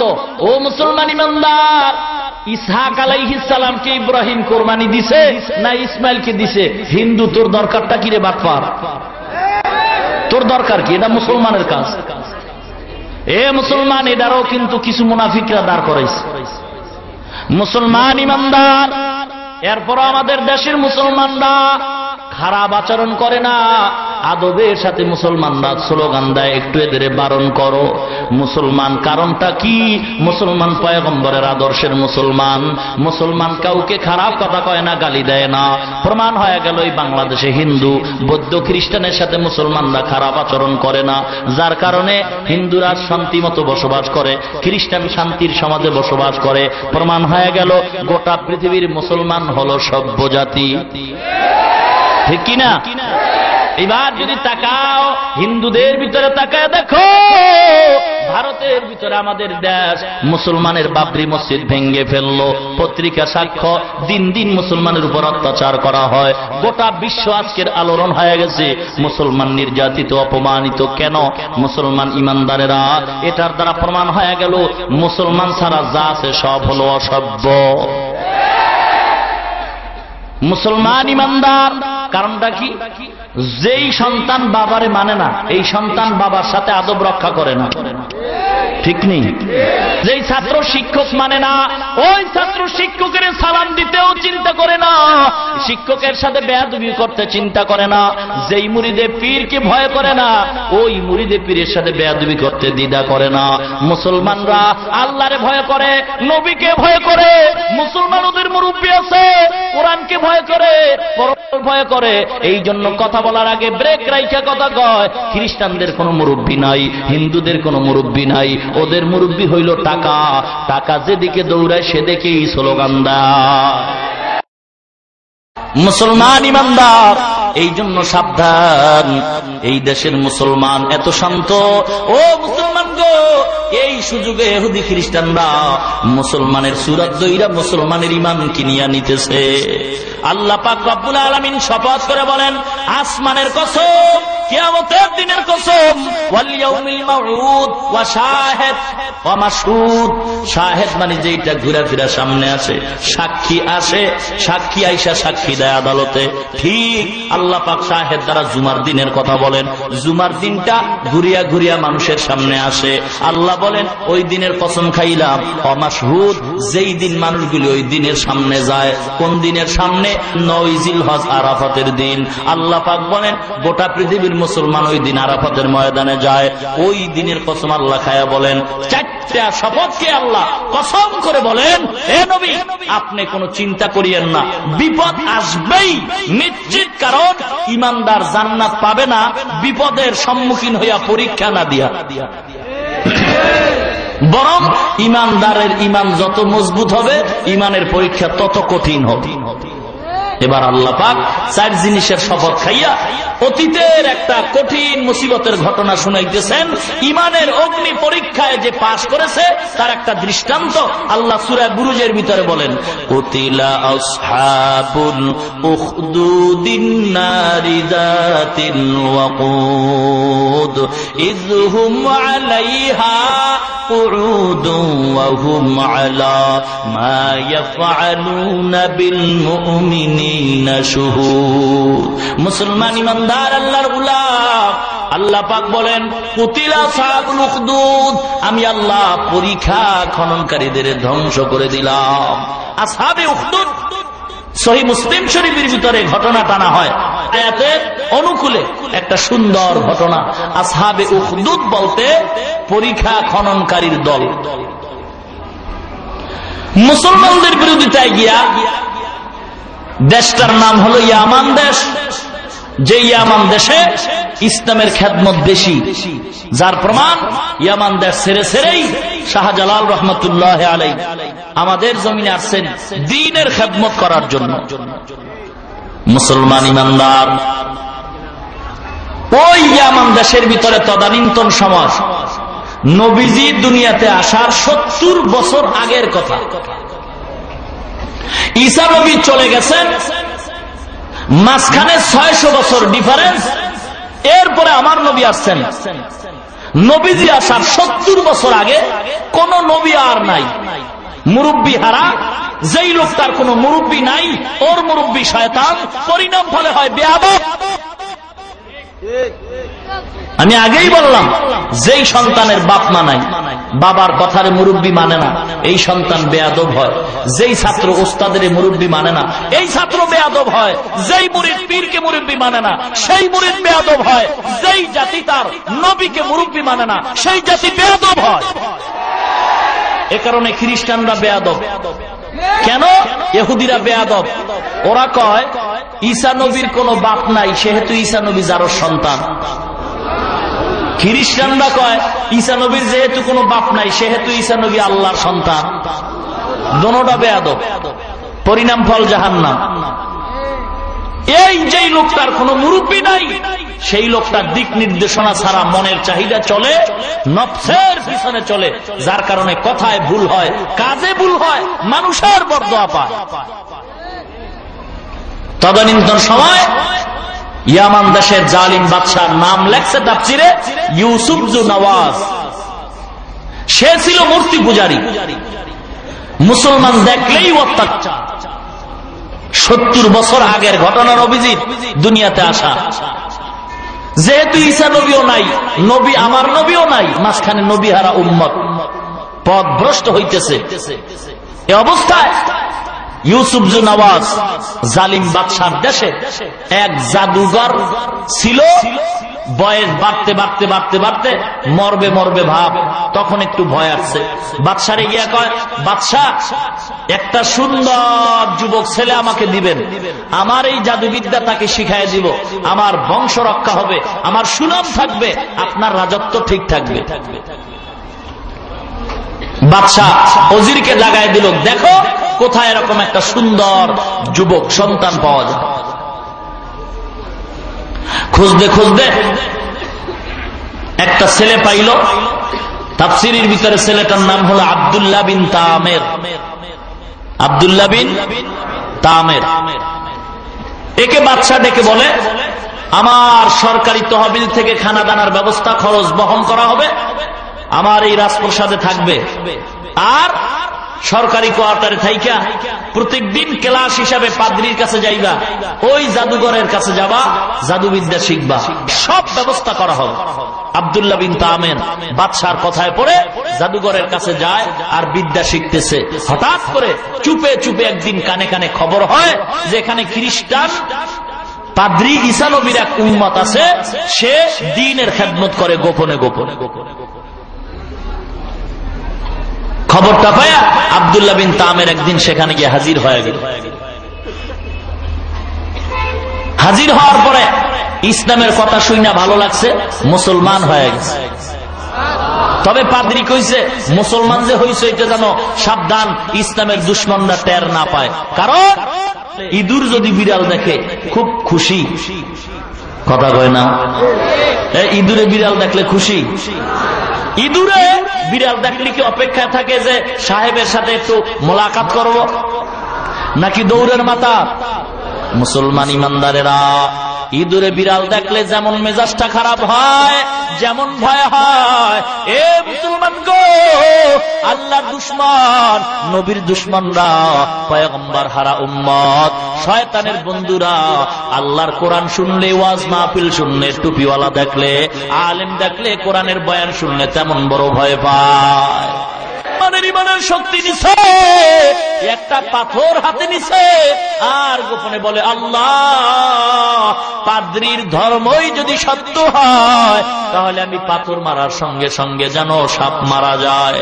বিসমিল্লাহ বলিয়া আব্দুল্লাহ বিন তামের যখন কঙ্কর নিক্ষেপ করছে, সঙ্গে সঙ্গে সাপ রাস্তায় মারা যায়। মানুষের কানে মুখে আওয়াজ হয়ে গেছে, যুবক ছেলের ভিতরে মাল আছে। মনে করছিলাম এই টুপিওয়ালার ভিতরে কিচ্ছু নাই, কিন্তু না না, এত ডাক্তার দেখাইলাম, রোগ তো ভালো হয় না। ওই টুপিওয়ালা ইমাম সাহেব পানি পড়া দিছে, পেট ব্যথা ভালো হয়ে গেছে। আছে না না? কথা কর মুসলমান ইমানদারেরা। কারণ যার ভিতরে কোরআন আছে, যার ভিতরে পয়গম্বরের সুন্নাত আছে, তার উপরে মাওলার রহমত আছে। আল্লাহ পাক তার হেফাজত করে, আল্লাহ তার ইজ্জতের গ্যারান্টি দিয়া দেয়। এ যুবক, আজকে মাদ্রাসায় পড়ে ঠকি নাই। ও মুসলমান যুবক, পায়ে হাত দিয়ে বলে যায়, কোন দিন যেন মরণ হয়। এ যুবক ভাই গো, আজকে যৌবনের তাড়নায় দাড়ি কামাইছো, যৌবনের তাড়নায় তুমি শার্ট প্যান্ট পরে রাস্তায় ঘুরো। এ যুবক ভাই, আমি তো যুবক মানুষ, আমিও তো যুবক সন্তান, ইচ্ছা করলে আমিও তো পারতাম দাড়ি কামাইতে। মনে করছো কি আমাদের টুপিওয়ালাদের যৌবন নাই? আল্লাহর কসম, তোমাদের যতই যৌবন আছে, এর চাইতে আমগো টুপিওয়ালাগো যৌবন অনেক বেশি। কেন? ভালো করে রেকর্ড করে নে এ মুসলমান যুবক। কারণ অনেক ক্ষেত্রে দেখা যায়, যুবক, তোমাদের যৌবন অনেক জায়গায় মাঝে মাঝে টাকায় বিক্রি হয়, টুপিওয়ালাদের যৌবন কোথাও টাকায় বিক্রি হয় না। কথা সত্য না মিথ্যা? রেকর্ড করেন, উল্টা পাল্টাই আবার ফেস লাগায়েন না। মুসলমান ইমানদারেরা কয়, হুজুরেরা বউ এত ভালো পায় কেন? হুজুরেরা খালি বউর পাগল। বুঝা গেল এটা বউর পাগল না। হুজুরেরা বউর পাগল কেন জানো? হুজুর গো যৌবন বেশি। আর তোমরা যে বলছো হুজুরেরা বউর পাগল কেন, প্রমাণ হয়ে গেছে তোমার চরিত্র ভালো না, তুমি আর একজনারে ভালোবাসো। কথা যা কও বুঝা কও। কইছো তো হুজুর গো মনে কইরা, কিন্তু লাগিয়ে গেছে তোমার ভিতরে। কি কন? সাবধান। টুপিওয়ালারা আল্লাহর গোলাম, নবীর উম্মত। ডাক্তারের জিজ্ঞাসা নেই, ডাক্তার সাহেব কেমন আছেন? কয় হুজুর বেশি ভালো না। কেন? কয় রুগী কম। ডেলি যদি 10টা ডায়রিয়া রুগী পাই তাহলে আমার এক সপ্তাহ বাজার রেডি। ডাক্তার তসবি নিয়ে টেবিলের তলে হাত ঢুকায়, তসবিটা নেয়ার কয়, আল্লাহ, এলাকার ভিতরে ডায়রিয়া দাও, আমার ডিমান্ড বাড়বে। কবরস্থানের দারোয়ানকে জিজ্ঞেস করো, দারোয়ান কেমন আছো? কয় ভালো নাই। কেন? আগে মানুষ বেশি মরতো, এখন কম মরে। কারণ আমি যত লাশ পাবো ততই ডিমান্ড বাড়বে, টাকা হবে। দারোয়ান দোয়া করে, আল্লাহ, মানুষ যেন বেশি বেশি মরে। কিন্তু যে ইমামরে গালি দাও, টাকার গরমে ইমামের বিরুদ্ধে কথা কও, এ মুসলমান, কত জায়গায় দেখতেছি কমিটিরা গরুর গোশত দিয়া খায়। ইমাম সাহেব ভাত খাইলো কিনা কমিটি খোঁজ খবর নেয় না। মুসলমান ইমানদার একটা রিস্কাওয়ালাও প্রত্যেকটা মাসে 5,000 টাকা নিম্নে ইনকাম করতেছে, অথচ ইমামের বেতন যদি 2,000 হয়, এরপরও দেখা যায় 9-6 মাস বাকি। ও মুসলমান লোক, দেখো, বিবেকের প্রশ্ন করো, এই ইমাম সাহেব কেমনে চলতেছে? এরপরও আল্লাহ চালায়। ইমাম সাহেবের টুপির দিকে তাকায় দেখো, টুপিটার দাম 150 টাকা। ইমামের জামার দিকে তাকায় দেখো, জামার কাপড়ের দাম গজ হলো 4.5। ইমামের জুতার দিকে তাকায় দেখো 1,500 টাকার চামড়া। ইমাম সাহেবরে 6 মাস বাকি 2,000 টাকা বেতন পাও, এত সুন্দর কেমনে চলো? সহ্য হয় না। ইমাম সাহেব কয়, আমার মাওলায় চালা। কে চালায়? সার্টিফিকেটের জন্য মাদ্রাসায় পড়ি নাই, এমন কওমিয়া মাদ্রাসায় পড়েছি। অনেকেই মনে করে কওমিয়া মাদ্রাসা কি জিনিস, এটা আবার কোন জগতের হালুয়া?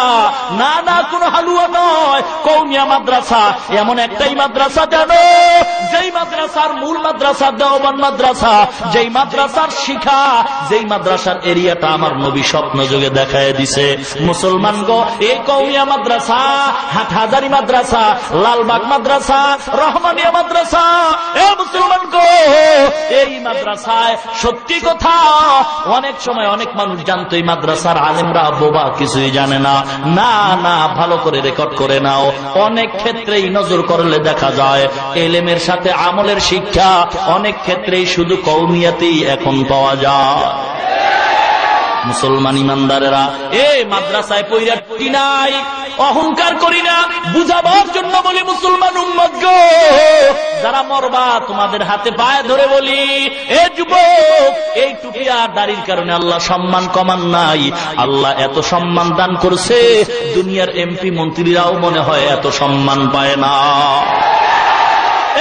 যুবক, পায়ে হাত দিয়ে বলে যাই, আজকে তোমার মতো কত যুবক দুনিয়া থেকে চলে গেছে। আজ তুমি যুবক হইয়া যৌবনের তারুণায় দাড়ি কামাইছো। আমিও তো পারতাম যদি একতারায় ডান হাতে নিয়ে আর এক হাতে এক হারমোনিয়াম নিয়ে রাস্তায় ওই যে গুলিস্তানের বইয়া যদি গানে টান মারতাম, কোন মাইয়া আমার পিছে দৌড় না দিত? মুসলমান ইমানদার, কেন এবার টুপি মাথায় দিলাম? টুপি মাথায় দিলে নাকি মাথাটা গরম হয়? বোকা, না না, টুপি মাথায় না দিলেই মাথা গরম হয়। টুপি মাথায় দিলাম, লম্বা জামা পরলাম, কেন যুবক? আল্লাহর কোরআন পড়ে দেখলাম কোরআনের ভিতরে কোনো ভুল নাই, বরং আমি কেন দেখবো? এই কোরআনটারে রিসার্চ করছে ভারতের 22টা ভাষার পণ্ডিত শিব শক্তি মহারাজ। আল্লাহর কোরআন রিসার্চ কইরা মুসলমান হয়ে গেল।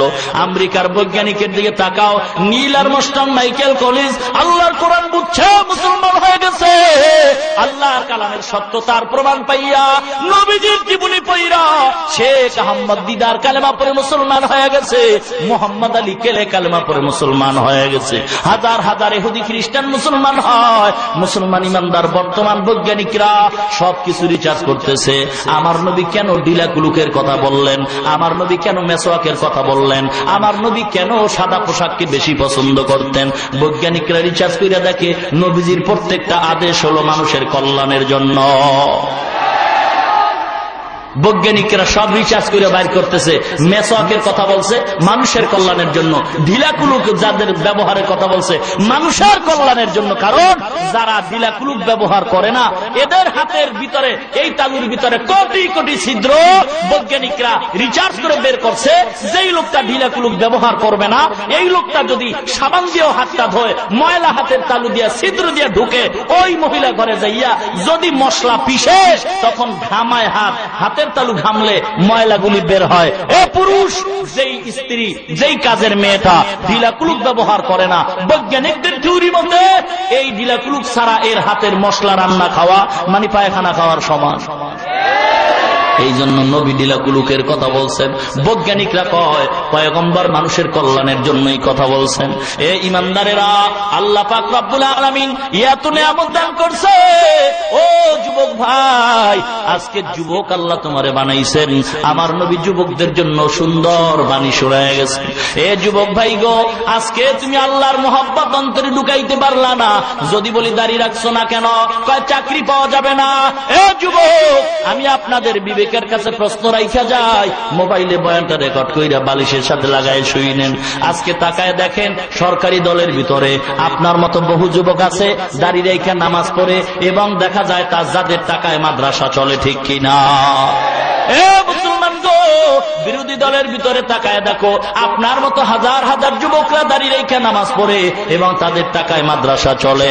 তাকায় দেখো সরকারি দল কর্মচারী এবং তাকায় দেখো প্রশাসনের লোক, র্যাব বাহিনী বলো, আর্মি বিডিআর বলো, এদের ভিতরে দাড়িওয়ালা নামাজি যুবক আছে না নাই?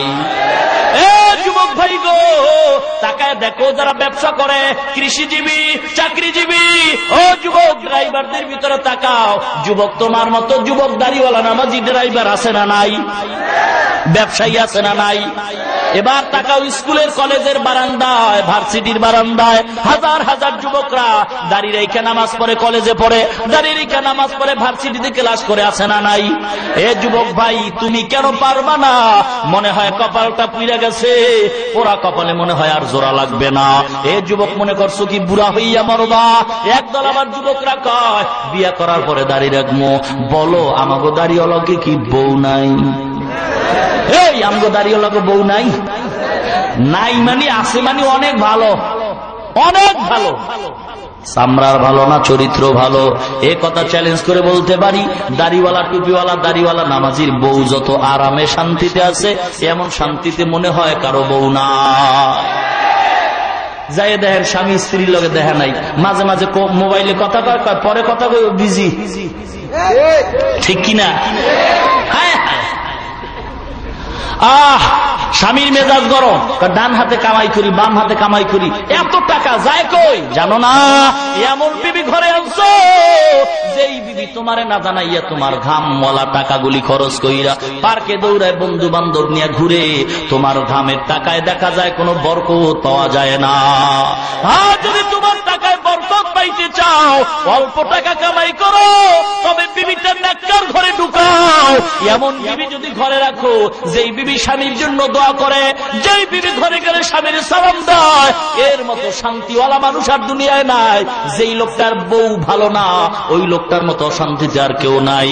আর যেই মানুষটার বিবি সুন্দর ভালো ব্যবহার করে, এর মতো শান্তিতে আর কেউ দুনিয়াতে নাই। সমানের স্লোগান দিয়া চাকরি মাকরি শেষ, ইজ্জত যাওয়ার পালা হয়ে গেছে। চাকরি কইরা বাড়িতে গেছে রাত্রিবেলা, স্ত্রীও সমান স্বামীও সমান, দুজনের বেতন 50 কইরা। বাড়িতে যায় বইছে ভাত খাইব, কিন্তু একটু রেস্ট নিয়া যে বসবে, মশায় যেই জ্বালাইতে আছে বসা যায় না, মেজাজ গরম হয়ে গেছে। স্বামী আবেগে কয় বিবি কি আর করার, চাকরি করলাম সারাদিন, অফিস টাইম ভাত খাওয়ার সুযোগ পাই নাই, একটু মশারিটা যদি টানায় দিতা। বিবি কয় সাবধান, বেতন তোমার চেয়ে আমারও কম না, তুমি টানায় লও, সমান অধিকার, ডোন্ট মাইন্ড। কপাল পইরা গেছে। স্বামী কয় এটার তো কৌশলে সাইজ করতে হইব, এটারে ডাইরেক্ট পারা যাইব না, কারণ কানে দইরা আবার উড়াইব।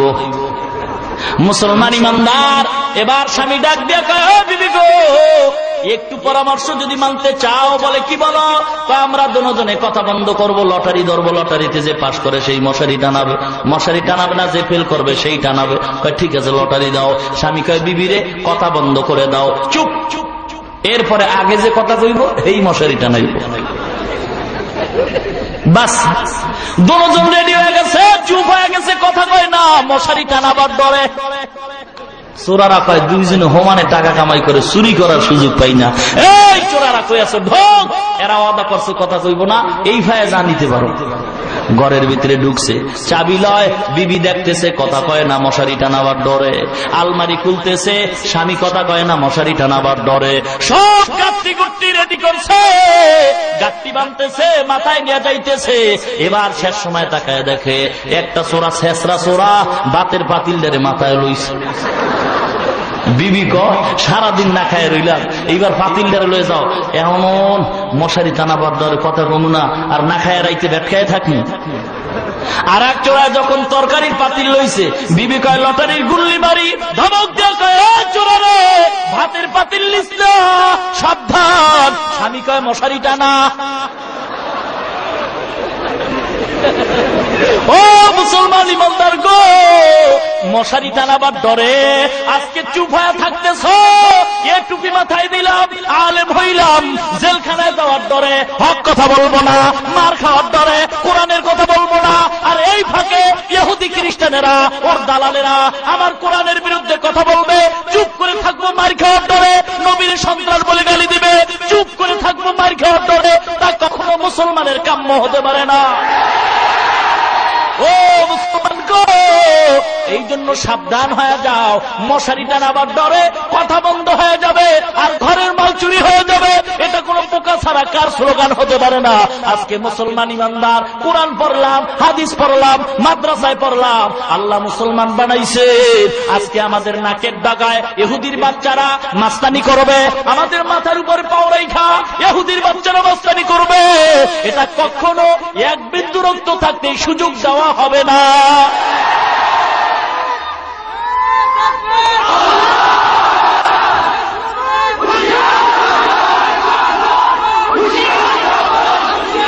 ভাইরামা, ও মুসলমান ইমানদার, ভালো করে শুনতে হবে মুসলমান, মরণ একবার হবে, তবে কুকুরের মতো মরব না, হক কথা বইলেই মরব, ঠিক কিনা? মুসলমান ইমানদার, কারো সাথে কোনো দ্বন্দ্ব নাই। আমরা বেয়াদব নয়, কাউকে আমরা গালি দিব না, বরং হাতে পায়ে ধইরা বুঝাইতে চাই। ও যুবক ভাই গো, পায়ে হাত দিয়া বলি, মনে করছো কি বুড়া হইয়া মরবা? এই নিশ্চয়তা যদি থাকতো তাহলে তোমাদের আদরের সন্তান এই দেশের নায়ক সালমান শাহ জুয়ান হইয়া মরতো না। কয়েক বছর আগে নায়ক মান্না মারা গেছে জুয়ান হইয়া। বুড়া হওয়ার নিশ্চয়তা থাকলে মরতো না। কয়েকদিন আগের খবর, তাজা খবর পত্রিকায় দেখো, নরসিংদীর ভিতরে লোকমান নাওর, কি সুন্দর চেহারা, কত সুন্দর ফুটন্ত গোলাপ যুবক। সন্ধ্যাবেলা ঘর থেকে রওনা হয়, বিবি ডাক দিয়া কয়, লোকমান ও স্বামী গো কই যাও? বলে অফিসে যাই। বলে তাড়াতাড়ি আসবা।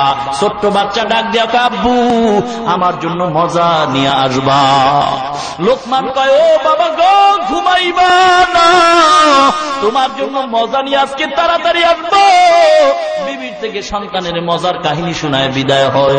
1 ঘন্টা পরে বিবির মোবাইলে রিং হয়। বিবি মোবাইলটা কানের সাথে লাগায়, শুনতেছে কান্নার আওয়াজ। কে যেন ডেকে বলে, ও লোকমানের বিবি রে, তোর স্বামী লোকমান আর দুনিয়াতে না। এ যুবক, একটু কি ভয় হয় না? কত যুবক বাসের তলে পড়ে মারা যায়, কত যুবক গাড়ি অ্যাক্সিডেন্ট হয়ে পড়ে মারা যায়, হুন্ডা অ্যাক্সিডেন্ট হয়ে মারা যায়, পানির তলে পড়ে মারা যায়, ঘুমের ঘরে মারা যায়। মরবা কোন দিন জানা নাই। অনুরোধ করতেছি, পায়ে হাত দিয়ে বলতেছি, রে যুবক, এ দাড়িটা রাইখা দাও, নবীরে কষ্ট দিও না। দাড়ি কামাইলে আমার নবী কষ্ট পায়। বৈজ্ঞানিকরা বলে 3টা মুসিবত আসে। বৈজ্ঞানিকদের কথা, টুপিওয়ালা কথা তো মাঝে মাঝে বিশ্বাস হয় না। এবার বৈজ্ঞানিকরা কি বলে শোনো। বৈজ্ঞানিকরা বলে দাড়ির উপরে অস্ত্র লাগাইলে চোখের পাওয়ার কমে, 2 নম্বরে যৌবনের শক্তি কমে, 3 নম্বরে অকালে মরণ হয়। আমার নবী বলছেন, যেই মানুষটা ঘুমায় যায় গুনাহ করার শক্তি থাকে না, কিন্তু যারা দাড়ির মধ্যে অস্ত্র লাগাবে, পয়গম্বর বলেন 24টা ঘন্টা ফেরেশতারা অনবরত গুনাহ লিখতেই থাকে। এ যুবক, হেদায়েতের মালিক আল্লাহ, পায়ে হাত দিয়ে অনুরোধ করতেছি, এ যুবক ভাই গো, তুমি যেই হও না কেন, যেই দলের লোক হও না কেন, তুমি আমার আপন ভাই মুসলমান। মরতে যদি হয় মুসলমানের সাইনবোর্ডটা লাগায়া দাও, আমার নবীরে কষ্ট দিও না, আমার নবীর সুন্নাত মানো, দেখবা সম্মান বাইরা যাবে। দেখো তোমার মতো সন্তান আব্দুল্লাহ বিন তামেরকে আল্লাহ সুন্দর সম্মান দান করছে। আব্দুল্লাহ বিন তামের এবার সাপ মারছে, আর একদিন রাস্তা দিয়া চলতেছে। মুসলমান আব্দুল্লাহ বিন তামের তাকায় দেখে একদল মানুষ রাস্তার পাশে দাঁড়াচ্ছে, যাইতে পারে না। কি ব্যাপার? বলে একটা বাঘ আমাদের কষ্ট দেয়। আব্দুল্লাহ বিন তামের এবার হাতের ভিতরে কঙ্কর নিয়ে বিসমিল্লাহ বলে মারলো, বাঘ সাথে সাথে মারা গেল। আব্দুল্লাহ বিন তামের কাছে হাজার হাজার মানুষ যায়, রোগের জন্য যায়। আব্দুল্লাহ বিন তামের ফু দিয়া দেয়, ভালো হয়ে যায়। এক অন্ধ আব্দুল্লাহ বিন তামের কয়, আমার চোখটা ভালো করে দাও। আব্দুল্লাহ বিন তামের আল্লাহর নামে আঙ্গুলটা চোখের উপরে টানছে, চোখ ভালো হয়ে গেছে। মুসলমান ইমানদারেরা, এটা কি আব্দুল্লাহ বিন তামের ক্ষমতা না আল্লাহর ক্ষমতা? টুপিওয়ালাদের কোনো ক্ষমতা নাই, ক্ষমতা কোরআনের আর আল্লাহ। কার? আল্লাহ। কিন্তু আল্লাহ পাক টুপিওয়ালাদের বন্ধু, নবীর বন্ধু, আলেমদের বন্ধু। এই জন্য সাবধান, আলেমদের মনে যেন কষ্ট না যায়, কারণ তার ভিতরে কোরআন আছে। আলেম যদি কষ্ট পায়, আমার নবী কষ্ট পাবেন, কারণ নবী আর দুনিয়ায় আসবেন না, নবীর নবুয়তের দায়িত্ব পালন করবেন হক্কানি উলামায়ে কেরাম। মুসলমান ইমানদার, এই জন্য অনুরোধ করি সাবধান হয়ে যাও। আব্দুল্লাহ বিন তামের চোখ ভালো করে দেওয়ার পর, বাদশার আদালতে একজন উজির ছিল, তারও একটা চোখ অন্ধ। আব্দুল্লাহ বিন তামের খবর পায়, গোপনে কয় আমার চোখটা ভালো করবা। আব্দুল্লাহ বিন তামের বলে, উজির, ভালো করতে পারি আল্লাহর দয়া, তবে কথাটা যেন কেউ না জানে। আব্দুল্লাহ বিন তামের আল্লাহর নামে চোখ ভালো করেছেন। এরপরে বাদশা তাকায় দেখছে, দেখার পর বলে চোখকে ভালো করছে। উজির বলতে চায় না। এরপরে উজিরকে বন্দী করলো, অত্যাচার করছে। কে তোর চোখ ভালো করছে বল। খবর কয় আব্দুল্লাহ বিন তামের। আব্দুল্লাহ বিন তামের, এই মন্ত্র কই পাইছো যেই মন্ত্রে চোখ ভালো হয়ে গেছে? এ আব্দুল্লাহ বিন তামের, তোর পাওয়ার কি এত বেশি হয়েছে বল। বলে আমি কালেমার মুসলমান, আমার আল্লাহ ভালো করছেন, আমার কোনো ক্ষমতা নাই।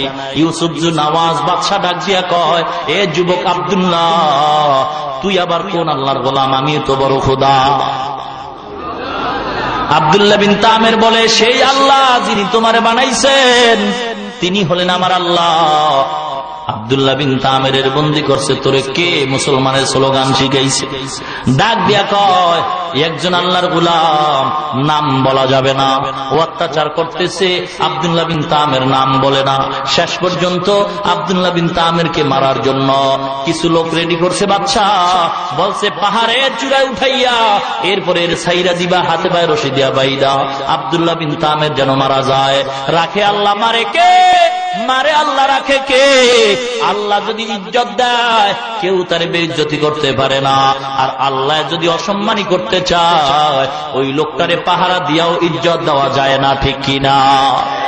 এ মুসলমান, যদি কপালে জুতার বাড়ি থাকে, তাহলে কোনো পাহারাদার হবে না। ভিতর দিয়ে জুতার বাড়ি গালে মোলাকাত করবে। সাবধান হয়ে যাও, আল্লাহ ইজ্জতের মালিক। মুসলমান ইমানদার, আল্লাহরে ভয় করো। আব্দুল্লাহ বিন তামেরকে নিয়া পাহাড়ের চূড়ায় উঠাইয়া যখন ছাইরা দিছে, আব্দুল্লাহ বিন তামের আল্লাহর কাছে বলছে, আল্লাহ তুমি আমার হেফাজত করবা। আল্লাহ পাক জিম্মা নিয়ে নিলেন। আব্দুল্লাহ বিন তামের হাতের রশি ছুটে গেল, পায়ের বাত ছুটে গেল। আব্দুল্লাহ বিন তামের সশরীরে বাদশার সামনে হাজির হয়। আর যারা তারে মারতে চেষ্টা করছে সব মইরা গেছে। বাদশা কই, মরলি না? মরাটা কি এতই সহজ? তুমি কি মরার মারণের মালিক নাকি? এবার আর একদল রেডি করছে, এরে পারা যাবে না, যাও নদীর মধ্যে ভাসায় দাও। বিশাল নৌকা ভাড়া করছে। আব্দুল্লাহ বিন তামের হাতে পায়ে রশি লাগায় নদীর ভিতরে ফালায় দিবে।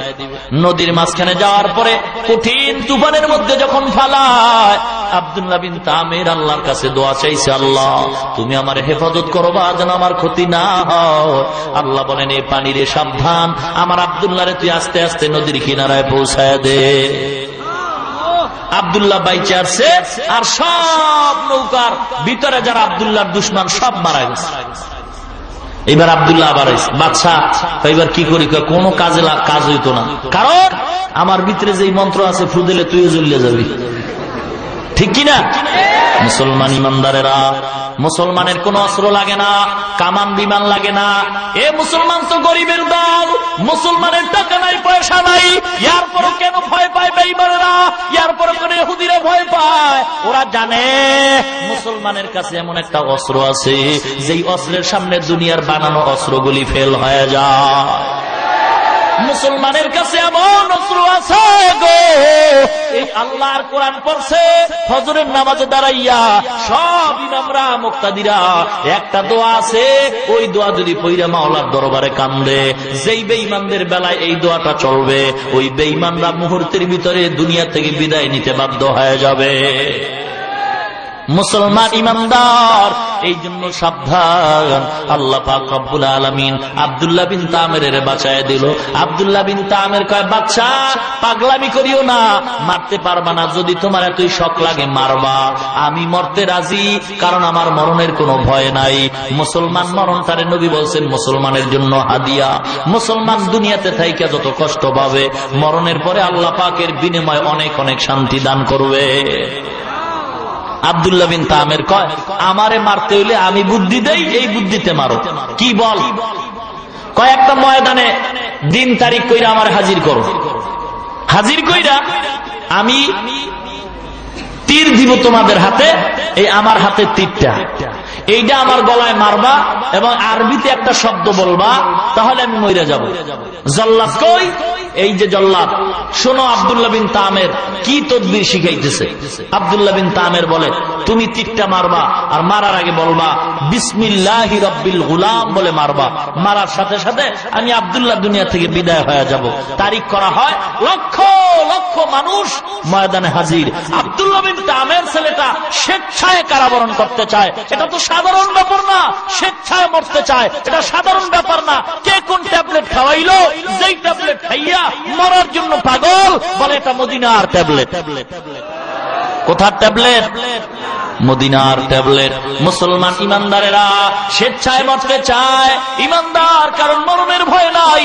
ও মুসলমান, মৃত্যু যেহেতু একবার হবে, শত্রু মারে আর যেই মারে পানিতে মরি আর বাসের তলে পড়ে মরি, মৃত্যু যেহেতু হবেই, আল্লাহকে ভয় করবো আর কাউকে ভয় করে কোনো লাভ নাই। যাদেরকে ভয় করতে চাই এরাও তো জেলখানার মেহমান, ঠিক কিনা? কি স্লোগান! এ মুসলমান, সব ধোঁকাবাজির দল একদল রাস্তায় ঘুরে আর স্লোগান দেয়, নেতা তুমি আছো যেখানে আমরাও আছি সেখানে। নেতায় যখন জেলখানায়, বাটপার ঘরে ঘুমায়, ঠিক কিনা? যখন জেলখানে যে বাইরে দিছে না, আবার দৌড় দিছে, হারে কি না কষ্টে আছিলেন। মুসলমান ইমানদার শুধু দুনিয়ার লোভ আর কিচ্ছু না। আসল বন্ধু পাওয়া বড় কঠিন, সব স্বার্থের জন্য ঘুরে। মুসলমান ইমানদারেরা, এ মুসলমান ইমানদার গো, এ দুনিয়ার ইতিহাস সাক্ষ্য দেয়, যারে বেশি আপন মনে করে সে আঘাত বেশি করে। মুসলমান ইমানদার আব্দুল্লাহ বিন তামের ময়দানে হাজির হয়ে গেল। হিংসা, নিজে ইচ্ছা কইরা মরতে চায়। মুসলমান ইমানদার অন্তরে এত হিংসা, মুরব্বীর কথাও মানতে চায় না। আশরাফ আলী থানভী রহমাতুল্লাহ আলাইহির একটা ঘটনা বলবো কি, নাকি কষ্ট হয়? চলবে? থাকবেন না ভাগবেন? দেখি তো কারা কারা থাকবেন না। কি ব্যাপার? মুসলমান হুশের সাথে কাজ করতে হবে। হুশকে হারায় ফেললেন নাকি? কষ্ট হইতেছে? আশরাফ আলী থানভী রহমাতুল্লাহ আলাইহি কত বড় আল্লাহর ওলি, তিনি একটা ঘটনা লেখেন, বলবো কি?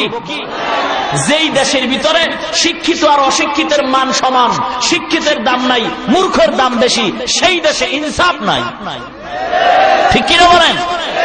যেই দেশের ভিতরে বড় লোক আর ছোট লোকের মান সমান, এই দেশে সম্মান নাই। যেই দেশে দেখবা আল্লাহ পাক জন্মগত ভাবে পুরুষের যেই শক্তি দিছে, অর্ধেক শক্তি নারীরে দিছেন। জন্মগত ভাবে একটা পুরুষের যেই মেধা আল্লাহ দান করছে, এর অর্ধেক মেধা একটা নারীর। এ পুরুষের দল কাপুরুষ হয়ে গেল নাকি? বালিশের সাথে মাথা লাগায় চিন্তা করবা, আল্লাহ পাক তোমার এত শক্তি দান করছেন, এত মেধা দান করছেন, এই ফুল মেধাটা, ফুল শক্তিটা যদি দুর্বল নারীর কাছে তুমি আত্মসমর্পণ করো, তোমার মতো কাপুরুষ আর কে হতে পারে?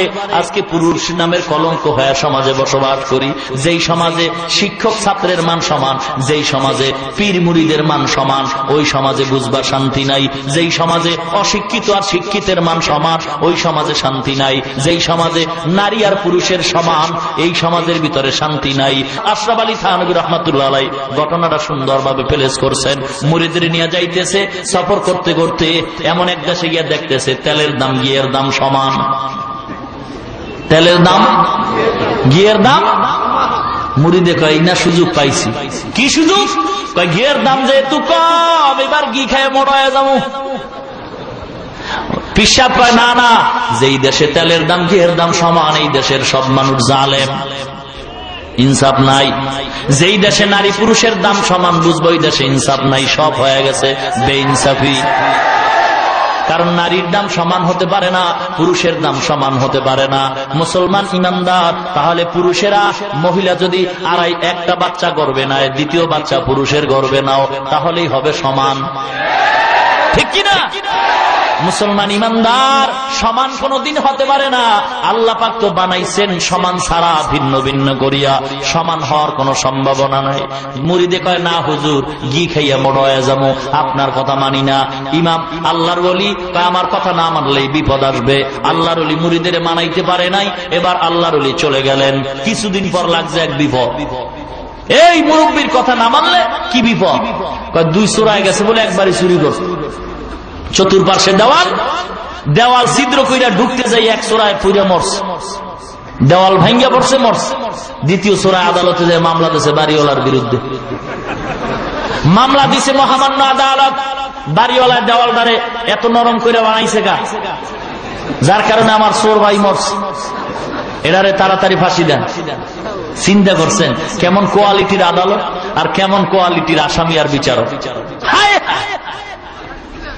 আদালত বলে ঠিক আছে বাড়িওয়ালারে ডাকো, বাড়িওয়ালা আসামির কাঠ করে, এই দেওয়াল নরম করে উঠেছিস কা, এবার তোর ফাঁসি। বাড়িওয়ালা কয় স্যার মাপ চাই, আমার কোনো দোষ নাই। কার দোষ? রাজমিস্ত্রি, ও নরম করে উঠেছে। আদালত কয় তোরে বেকসুর খালাস। এবার রাজমিস্ত্রি নিয়ে আয়। রাজমিস্ত্রি আইসা দাঁড়ায় গেছে। রাজমিস্ত্রি কয় কি ব্যাপার, এই দেওয়ালটারে নরম বানাইছো কা? রাজমিস্ত্রি কয় ক্ষমা চাই, দোষটা আমার না, যেই যোগালি সিমেন্ট বালু মিলাইছে পানি বেশি দিছে। আদালত কয় বেকসুর খালাস। এবার ওই যোগালি রান, যোগালি আদালতে হাজির হয়েছে। ডাক দিয়া কয় পানি বেশি দিছো কেন? কয় হাতিতে দৌড় মারছি, হাতির ভয় পায়া পানি বেশি দিছি। এবার হাতিওয়ালারা ডাক, তুই বেকসুর খালাস। হাতিওয়ালা আসছে, ডাক দিয়া কয় হাতিওয়ালা তোমার হাতি নিয়ে কেন আসছো এবং হাতি কেন লাভ দিছে? এবার হাতিওয়ালা কয় স্যার আমার কোনো দোষ নাই। দোষটা কার? এক মহিলা স্বর্ণের অলংকার লইয়া আমার হাতির সামনে দৌড় মারছে, স্বর্ণের অলংকারের ঝনঝনিতে হাতি চমকে উঠছে। এবার ডাক মহিলারে ডাক, তুমি বেকসুর খালাস। মহিলা আদালতে হাজির হয়ে গেছে। হাজির হওয়ার পর তুই স্বর্ণের অলংকার কেন লইছ? বলে ও স্যার আমার দোষ নাই, দোষ হলো স্বর্ণকারের। এবার স্বর্ণকারের হাজির করা হয়। মহিলা বেকসুর খালাস, স্বর্ণকার এমন ঝনঝনি আওয়াজওয়ালা স্বর্ণ কেন বানাইছো? এবার স্বর্ণকারের কোনো জবাব নাই। এবার ফাঁসির রায় হয়। ও জল্লাদ যাও স্বর্ণকারের ফাঁসিতে ঝুলাও। স্বর্ণকারের ফাঁসির মধ্যে নিছে। বিদেশ থেকে রশি যে আনছে গলায় ঢুকায় দেখে যে সব গলার সাথে আর রশির মিল নাই, গলা হইছে চিকন, রশির ফাঁস হইছে মোড়া। মহামান্য আদালত, আপনার রায় তো কার্যকর করা যায় না। কনে কয় কেন? আসামির গলা আর রশির গলা ঠিক নাই। এমন বোকার আদালত বলছে, ইনসাফের বিচার নাই, কে দোষী কে নির্দোষী চিন্তা করে না, যে যা কয় সেইভাবেই কানে শুই না বিচার করে। এইবার কর, যদি স্বর্ণকারের গলাটা চিকন হয় তালাশ কর সারা দেশের ভিতরে কার গলা মোড়াই দেন, যার গলা মোটা আছে এটারে নিয়ে এটারই ফাঁসি দিন। ঘুরতে ঘুরতে ঘুরতে ঘুরতে ওই হুজুরের খাদেম রে পাইছে, এইটার গলা মোটা।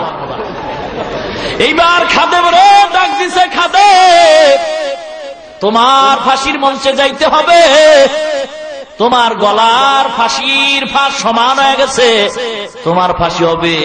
খাদেম কান্দিয়ার কয় মুরব্বীর কথা কেন মানলাম না, কম দামের ঘি খাইয়া নাকি আজ ফাঁসি হবে?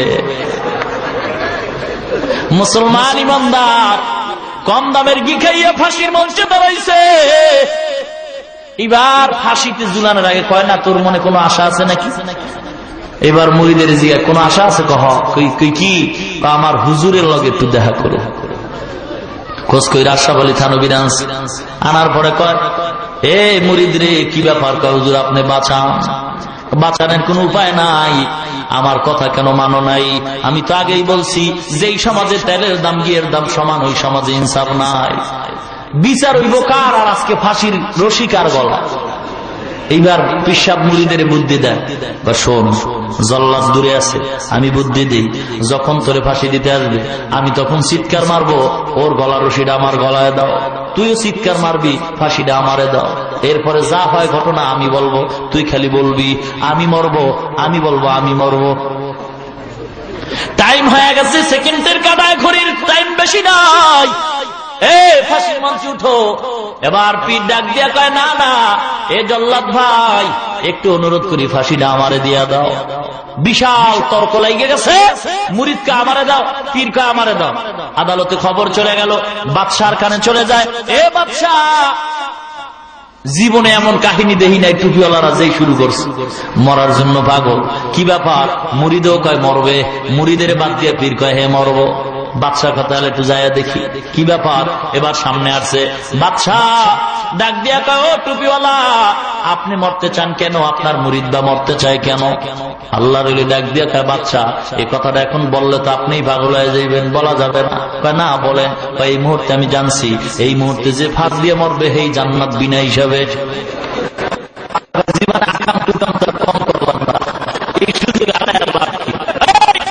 আমার দিয়ে আলা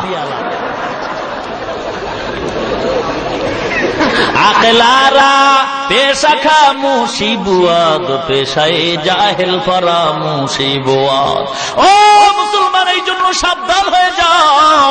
যেই দেশের ভিতরে তেলের দাম গিয়ার দাম সমান, ওই দেশে ইনসাফ নাই, ওই দেশে মাওলার রহমত নাই। যেই দেশে নারী পুরুষের দাম সমান, ওই দেশে ইনসাফ নাই, ওই দেশে ইনসাফ কখনোই পাওয়া যাবে না। পরিণাম ফলে আল্লাহর গজব আসবে। কেন আসে না? এই ওয়াজ মাহফিলের কারণে আল্লাহ গজব দেয় না। আব্দুল্লাহ বিন তামের ময়দানে হাজির হয়ে গেছে, মরার জন্য রেডি। লক্ষ লক্ষ মানুষ হাজির হয়ে গেছে। এবার জাল্লাদ আইসা তীর নিয়া যখন মারতেছে, বিসমিল্লাহি রাব্বিল গুলাম, সঙ্গে সঙ্গে আব্দুল্লাহ বিন তামের মারা যায়। এই আব্দুল্লাহ বিন তামের স্বেচ্ছায় মরণের খবর দেখা লক্ষ লক্ষ ওই সমাজের মানুষ, খ্রিস্টানরা সঙ্গে সঙ্গে উচ্চ আওয়াজে পড়ে উঠছে, লা ইলাহা ইল্লাল্লাহু ঈসা রূহুল্লাহ। বাদশার মেজাজ গরম হয়ে গেল, একটারে থামাইতে পারলাম না, 10টা দিয়ে আবার জ্বালা দিল। এক আব্দুল্লাহরে মারলাম, আবার 1000 আব্দুল্লাহ জ্বালাইল। কি করা যায় ব্যাপারটা বুঝলাম না। টুপিওয়ালারে গালি দেয়, একটা মাদ্রাসা বন্ধ করার চিন্তা করে, 1000 মাদ্রাসা দাঁড়ায় যায়। এক টুপিওয়ালারে ফিনিশ করার চিন্তা করে, 1000 টুপিওয়ালা দাঁড়ায় যায়। কারণ কি? যদি কোনো আল্লাহর খাঁটি গোলামের উপরে খারাপ আচরণ হয়, তখন আল্লাহ আসমান থেকে গজব নাজিল করে, ঠিক কিনা? মুসলমান ইমানদার, এই জন্য বলতে চাই, এই সমাজে টুপিওয়ালাদের ভিতরে ভণ্ড আছে। কোন মাদ্রাসায় কিসের ট্রেনিং হয়, গোয়েন্দা বাহিনী দিয়ে খবর নাও, আর তদন্ত করে সাইজ করো। সাবধান, আমার দেশ পবিত্র দেশ, আমার দেশের বিরুদ্ধে যেন কোনো বিদেশিরা খারাপ আচরণের শব্দ উচ্চারণ করতে না পারে, ঠিক কিনা? এ বাংলাদেশ পবিত্র, আমাদের সকলের স্লোগান থাকবে, আমার দেশে কোনো জঙ্গি নাই, আমার দেশে কোনো উগ্রবাদী নাই। এই কথা মানচিত্রে জানায় দিতে হবে, দুনিয়ার বিশ্বের সবাই জানবে বাংলাদেশ ভালো। আর বিতর্কতভাবে আমাদের দায়িত্ব নিয়া, গোয়েন্দা বাহিনী দিয়া কোন জায়গায় কি দুর্বল লোক আছে, এগুলির ধৈর্য ধৈর্য এক সপ্তাহে সাইজ করো, বাংলাদেশ স্বর্ণের দেশ হয়ে যাবে। মুসলমান ইমানদার, আব্দুল্লাহ বিন তামের মরণের খবর পাইয়া হাজার হাজার মুসলমান হয়ে গেছে। এবার বাদশা কয়, কি করা যায়? বিশাল বড় অগ্নিকুণ্ড সাজাও, একটা একটা ধৈর্য আগুনে ফালাও। ও পর্দার অন্তরালের মা, আমি শুনেছি অনেক মহিলারও আছে এই ময়দানে। সেই শেরপুরের লোক, জিনাইগাতির লোকও আসছে কিনা? অনেক লোক বহু দূর থেকে আসছে। ও মুসলমান ইমানদারেরা, পর্দার অন্তরালের মা, আমিও তো একটা মায়ের সন্তান। এ বৃদ্ধ বাবাজিরা, আল্লাহ সন্তান দিছে, আমিও তো মায়ের সন্তান গো। আমার মা বাবায় কত ধন্য, আব্দুল কাদের জিলানির মা বাবা কত ধন্য, শাহজালালের মা বাবা কত ধন্য গো, হাফেজ কোরআনের মা বাবা কত ধন্য, মুসলমান ইমাম মুয়াজ্জিনদের মা বাবা কত ধন্য। ও পর্দার অন্তরালের মা, কে বলেছে ইসলাম তোমাদের তোমাদের সম্মান দেয় না। ও মাগমা, ইসলাম ছাড়া তোমাদের সম্মান কেউ দেয় নাই। বৌদ্ধদের ধর্ম করে দেখবা, বাপ মারা গেলে সন্তান ছেলে পাবে, সম্পদ ছেলে পাবে, মেয়ে কিছুই পাবে না। হিন্দুদের ধর্মগ্রন্থ পড়ে দেখো, হিন্দু ধর্মের আইন হইল বাবায় মারা যাবে, সব সম্পদ ছেলে পাবে, মেয়ে কিছুই পাবে না। ইহুদি খ্রিস্টানদের আইন হইল বাবায় মারা যাওয়ার পরে সব সম্পদ ছেলে পাবে, মেয়ে কিছুই পাবে না। ইসলাম কয় না না, বাপ মারা যাওয়ার পরে ছেলেটায় যেই সম্পদ পাবে বাবার, এর অর্ধেক সম্পদ পাবে মেয়ে, মেয়েটায় অর্ধেক পাইয়াও ভাইয়ের চাইতে বেশি পাইছে। এইটা বুঝার মতো মেমোরি অন্তরে ঢুকাও, কোরআন রিচার্জ করো। বাংলাদেশের ভিতরে আমি তো সব জায়গায় বলি, এই দেশে যত বড় লোকরা আছেন পণ্ডিত, এই দেশের যত শিক্ষিত সমাজের লোকেরা, এমপি মন্ত্রী থেকে শুরু কইরা সবাই যদি বাংলা কোরআনের তাফসির পাওয়া যায়, আল্লাহর নবীর হাদিসের বাংলা পাওয়া যায়, সবাই যদি দৈনিক 2-3 পৃষ্ঠা কইরা কোরআনের তাফসিরটা একবার দেখতো, আমার মনে হয় বাংলাদেশের সব এমপি মন্ত্রীরা আল্লাহর ওলি হয়ে যাইত।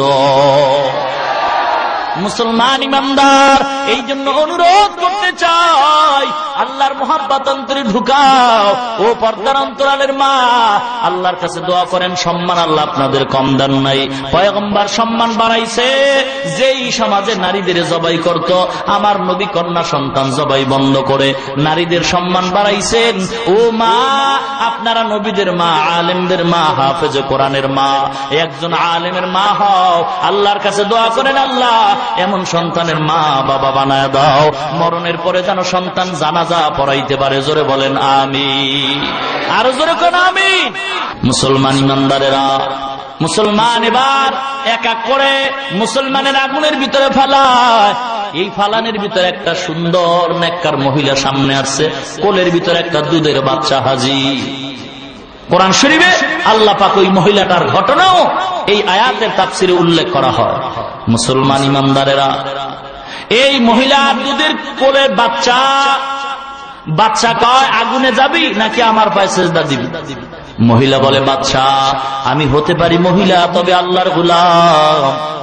বাচ্চা নয়, শুধু আমাকেও যদি আগুনে ফালায়া দাও, আমি তোমার কদমে কখনো সেজদা করব না। ও পর্দার অন্তরালের মা গো, তাকায় দেখো মা, এই মহিলার ইমান কত মজবুত। ও মা, আপনাদের এত সম্মান, যদি আলেমের মা হও, হাফেজে কোরআনের মা হও, পর্দায় থাকো, স্বামীর খেদমত করবা, মুসলমান আল্লাহ সম্মান বাড়ায় দিবে। মহিলাদেরকে বাইরে যাইতে আল্লাহ নিষেধ করেন নাই, জরুরতে বাইরে যাবে তার নিষেধ নয়, কিন্তু মহিলাকে 4 বেড়ায় বন্দিশালায় আল্লাহ আটকান নাই। মুসলমান মা বোনের জন্য ঘর বন্দিশালা নয়, এটা কর্মস্থল। সংসদ ভবন এমপি মন্ত্রীদের জন্য বন্দিশালা নয়, কর্মস্থল। শিক্ষক ছাত্রদের জন্য স্কুল বন্দিশালা নয়, কর্মস্থল। স্কুল একটা ঘরের নাম, সংসদ ভবন একটা ঘর, মহিলারা যেখানে থাকে সেটাও একটা ঘর, অফিসে যারা কাজ করে সেটাও একটা ঘর। এটা বন্দিশালা নয়। সংসদ ভবনে মানুষ কাজ করে, এমপি মন্ত্রীরা দরকারে বাইরে নামতে পারবে, অফিসে কাজ করবে, দরকারে ঘর থেকে বের হবে, স্কুলে শিক্ষক পড়াবে, দরকারে বের হবে, মহিলা ঘরে কাজ করবে, দরকারে বাইর হইতেও পারবে। এটা বন্দিশালা নয়। মুসলমান ইমানদার, এই জন্য ইসলামের অভাব, অনেক জ্ঞানের অভাব। এই জন্য ইসলামী জ্ঞান রিচার্জ করতে থাকো। আজকে তো মাদ্রাসালে বলো ইংরেজি, অঙ্ক, ইতিহাস, ভূগোল পড়ানো হয়। এই জন্য অনুরোধ করবো রে মুসলমান, একটা সন্তান মাদ্রাসায় পড়াও, কোরআন পড়াও, বাধা নাই। বিজ্ঞানী বৈজ্ঞানী বানাও, ডাক্তার ডক্টর বানাও, বাধা নাই। কিন্তু মুসলমানিত্ব হারাইয়া নয়। মুসলমানের সন্তান স্কুলে পড়বে, কলেজে পড়বে, ডাক্তার হবে, তবে কোরআনের মূল সম্পদটা হাতের মধ্যে রাইখা। ঠিক কিনা ভাইরা আমার? আল্লাহ রাব্বুল আলামিন আমাদের ঈমান কার মজবুত করে দেন, বলেন আমিন। মা বন্ধুরে পর্দাওয়ালা বানায় দেন, বলেন আমিন। এ দুনিয়ায় কয়দিন থাকবো? কই অহংকারীরা তো সবাই চলে গেল, সব আমাদের সামনে আপন আপন যাদের বললাম সবই তো দুনিয়া থেকে চলে গেল, ঠিক কিনা? আমিও তো চলে যাব। এজন্য আল্লাহর দরবারে অন্তর দিয়া তওবা করি, আল্লাহ জীবনে আর কোনোদিন অন্যায় কাজ করব না। ও যুবক ভাই, আর নবীরে কোনোদিন কষ্ট দিব না। নেককার বাবার নেককার সন্তান হতে হবে এবং নেককার বিবি ঘরে আনতে হবে। বাবার ওয়াদা করতে হবে। মেয়ের বাবা যারা আছেন ওয়াদা করেন, ছেলের বাবা যারা আছেন ওয়াদা করেন, আল্লাহর মহব্বতে নেককার বিবি ছেলের জন্য ঘরে আনবেন, মেয়ের জন্য নেককার জামাই আনবেন। রাজি? যৌতুক কথা কন, এই যৌতুকের মামলা আগে ডিসমিস করো, তাহলেই মহিলার সম্মান বজায় থাকবে। ঠিক কিনা? আজকে হাজার হাজার নারীর জীবন চলে যায় যৌতুকের অপবাদের কারণে। মুসলমান ইমানদার যুবক ভাই, আল্লাহর হস্তে ক্ষমা চাই, পায়ে ধরে হাত দিয়া বলে যাই, কোন যুবকটা আল্লাহর মহব্বতে ওয়াদা করতে পারবা? সব যুবক জান্নাতে যাবে না, সবার হেদায়েত হবে না। এই শেষ সময় দেখতে চাই কোন যুবক ভাই আল্লাহর মহব্বত ওয়াদা করবা, আল্লাহ নেককার বিবি দান করবে, যৌতুক নিবা না, বরং শ্বশুরের থেকে দোয়া নিয়া নেককার বিবি আনবা। জীবনটা ধন্য হবে, অল্প টাকা কামাই করলেও বরকত বেশি হবে। কোন যুবক পারবা যৌতুক ছাড়া ওয়াদা করবা, বিয়া করবা না, যৌতুক যৌতুক নিয়ে কখনো বিয়া করবা না। জোরে কোন আমিন। হাত নামান। 2 নাম্বার ওয়াদা দেখতে চাই। ও যুবক গো, আল্লাহর সাক্ষী রাইখা কেউ ওয়াদা করতে পারবা রে যুবক, আল্লাহর নবীর আর কষ্ট দিবে না? কে পারবা? এ যুবক ভাই, পায়ে হাত দিয়া বলে যাই, দাড়িটার মধ্যে আর আঘাত দিবা না। কোন যুবক পারবা? একটু হাত উঠাও, দাড়িটা রাইখা দিবা আল্লাহর মহব্বতে। আল্লাহ আপনি তাকায় দেখে এই ময়দানে যুবকরা ওয়াদা করছে দাড়ির মধ্যে আর কখনো আঘাত লাগাবে না। আল্লাহ গো, এই জিম্মাদার আপনি হয়ে যান, এই জীবনটাকে আপনি ধন্য করে দেন, দুনিয়ায় শান্তির ব্যবস্থা করে দেন। আয় আল্লাহ কামাই রুজিতে বরকত দান করেন। বলেন আমিন। আরো জোরে কোন আমিন। আলোচনা আরো অনেক লম্বা, আমার জন্য আপনারা দোয়া করবেন। ঢাকা যাত্রাবাড়ি এলাকায় একটা নতুন মাদ্রাসা আমি দিয়েছি, ইংরেজি শিক্ষা ও আরবি শিক্ষার সমন্বয়ে, কিতাব বিভাগ, আরবি, হেফজখানা, নুরানি সহ সকলের কাছে দোয়া চাই, আল্লাহ যেন মাদ্রাসা কবুল করেন। সারা দুনিয়াতে আলেম পাওয়া যায়, হক কথা বলার আলেম পাওয়া করো অভাব। এজন্য আপনাদের কাছে দোয়া চাই, আল্লাহ পাক সমস্ত মুসিবত থেকে নিজ কুদরতি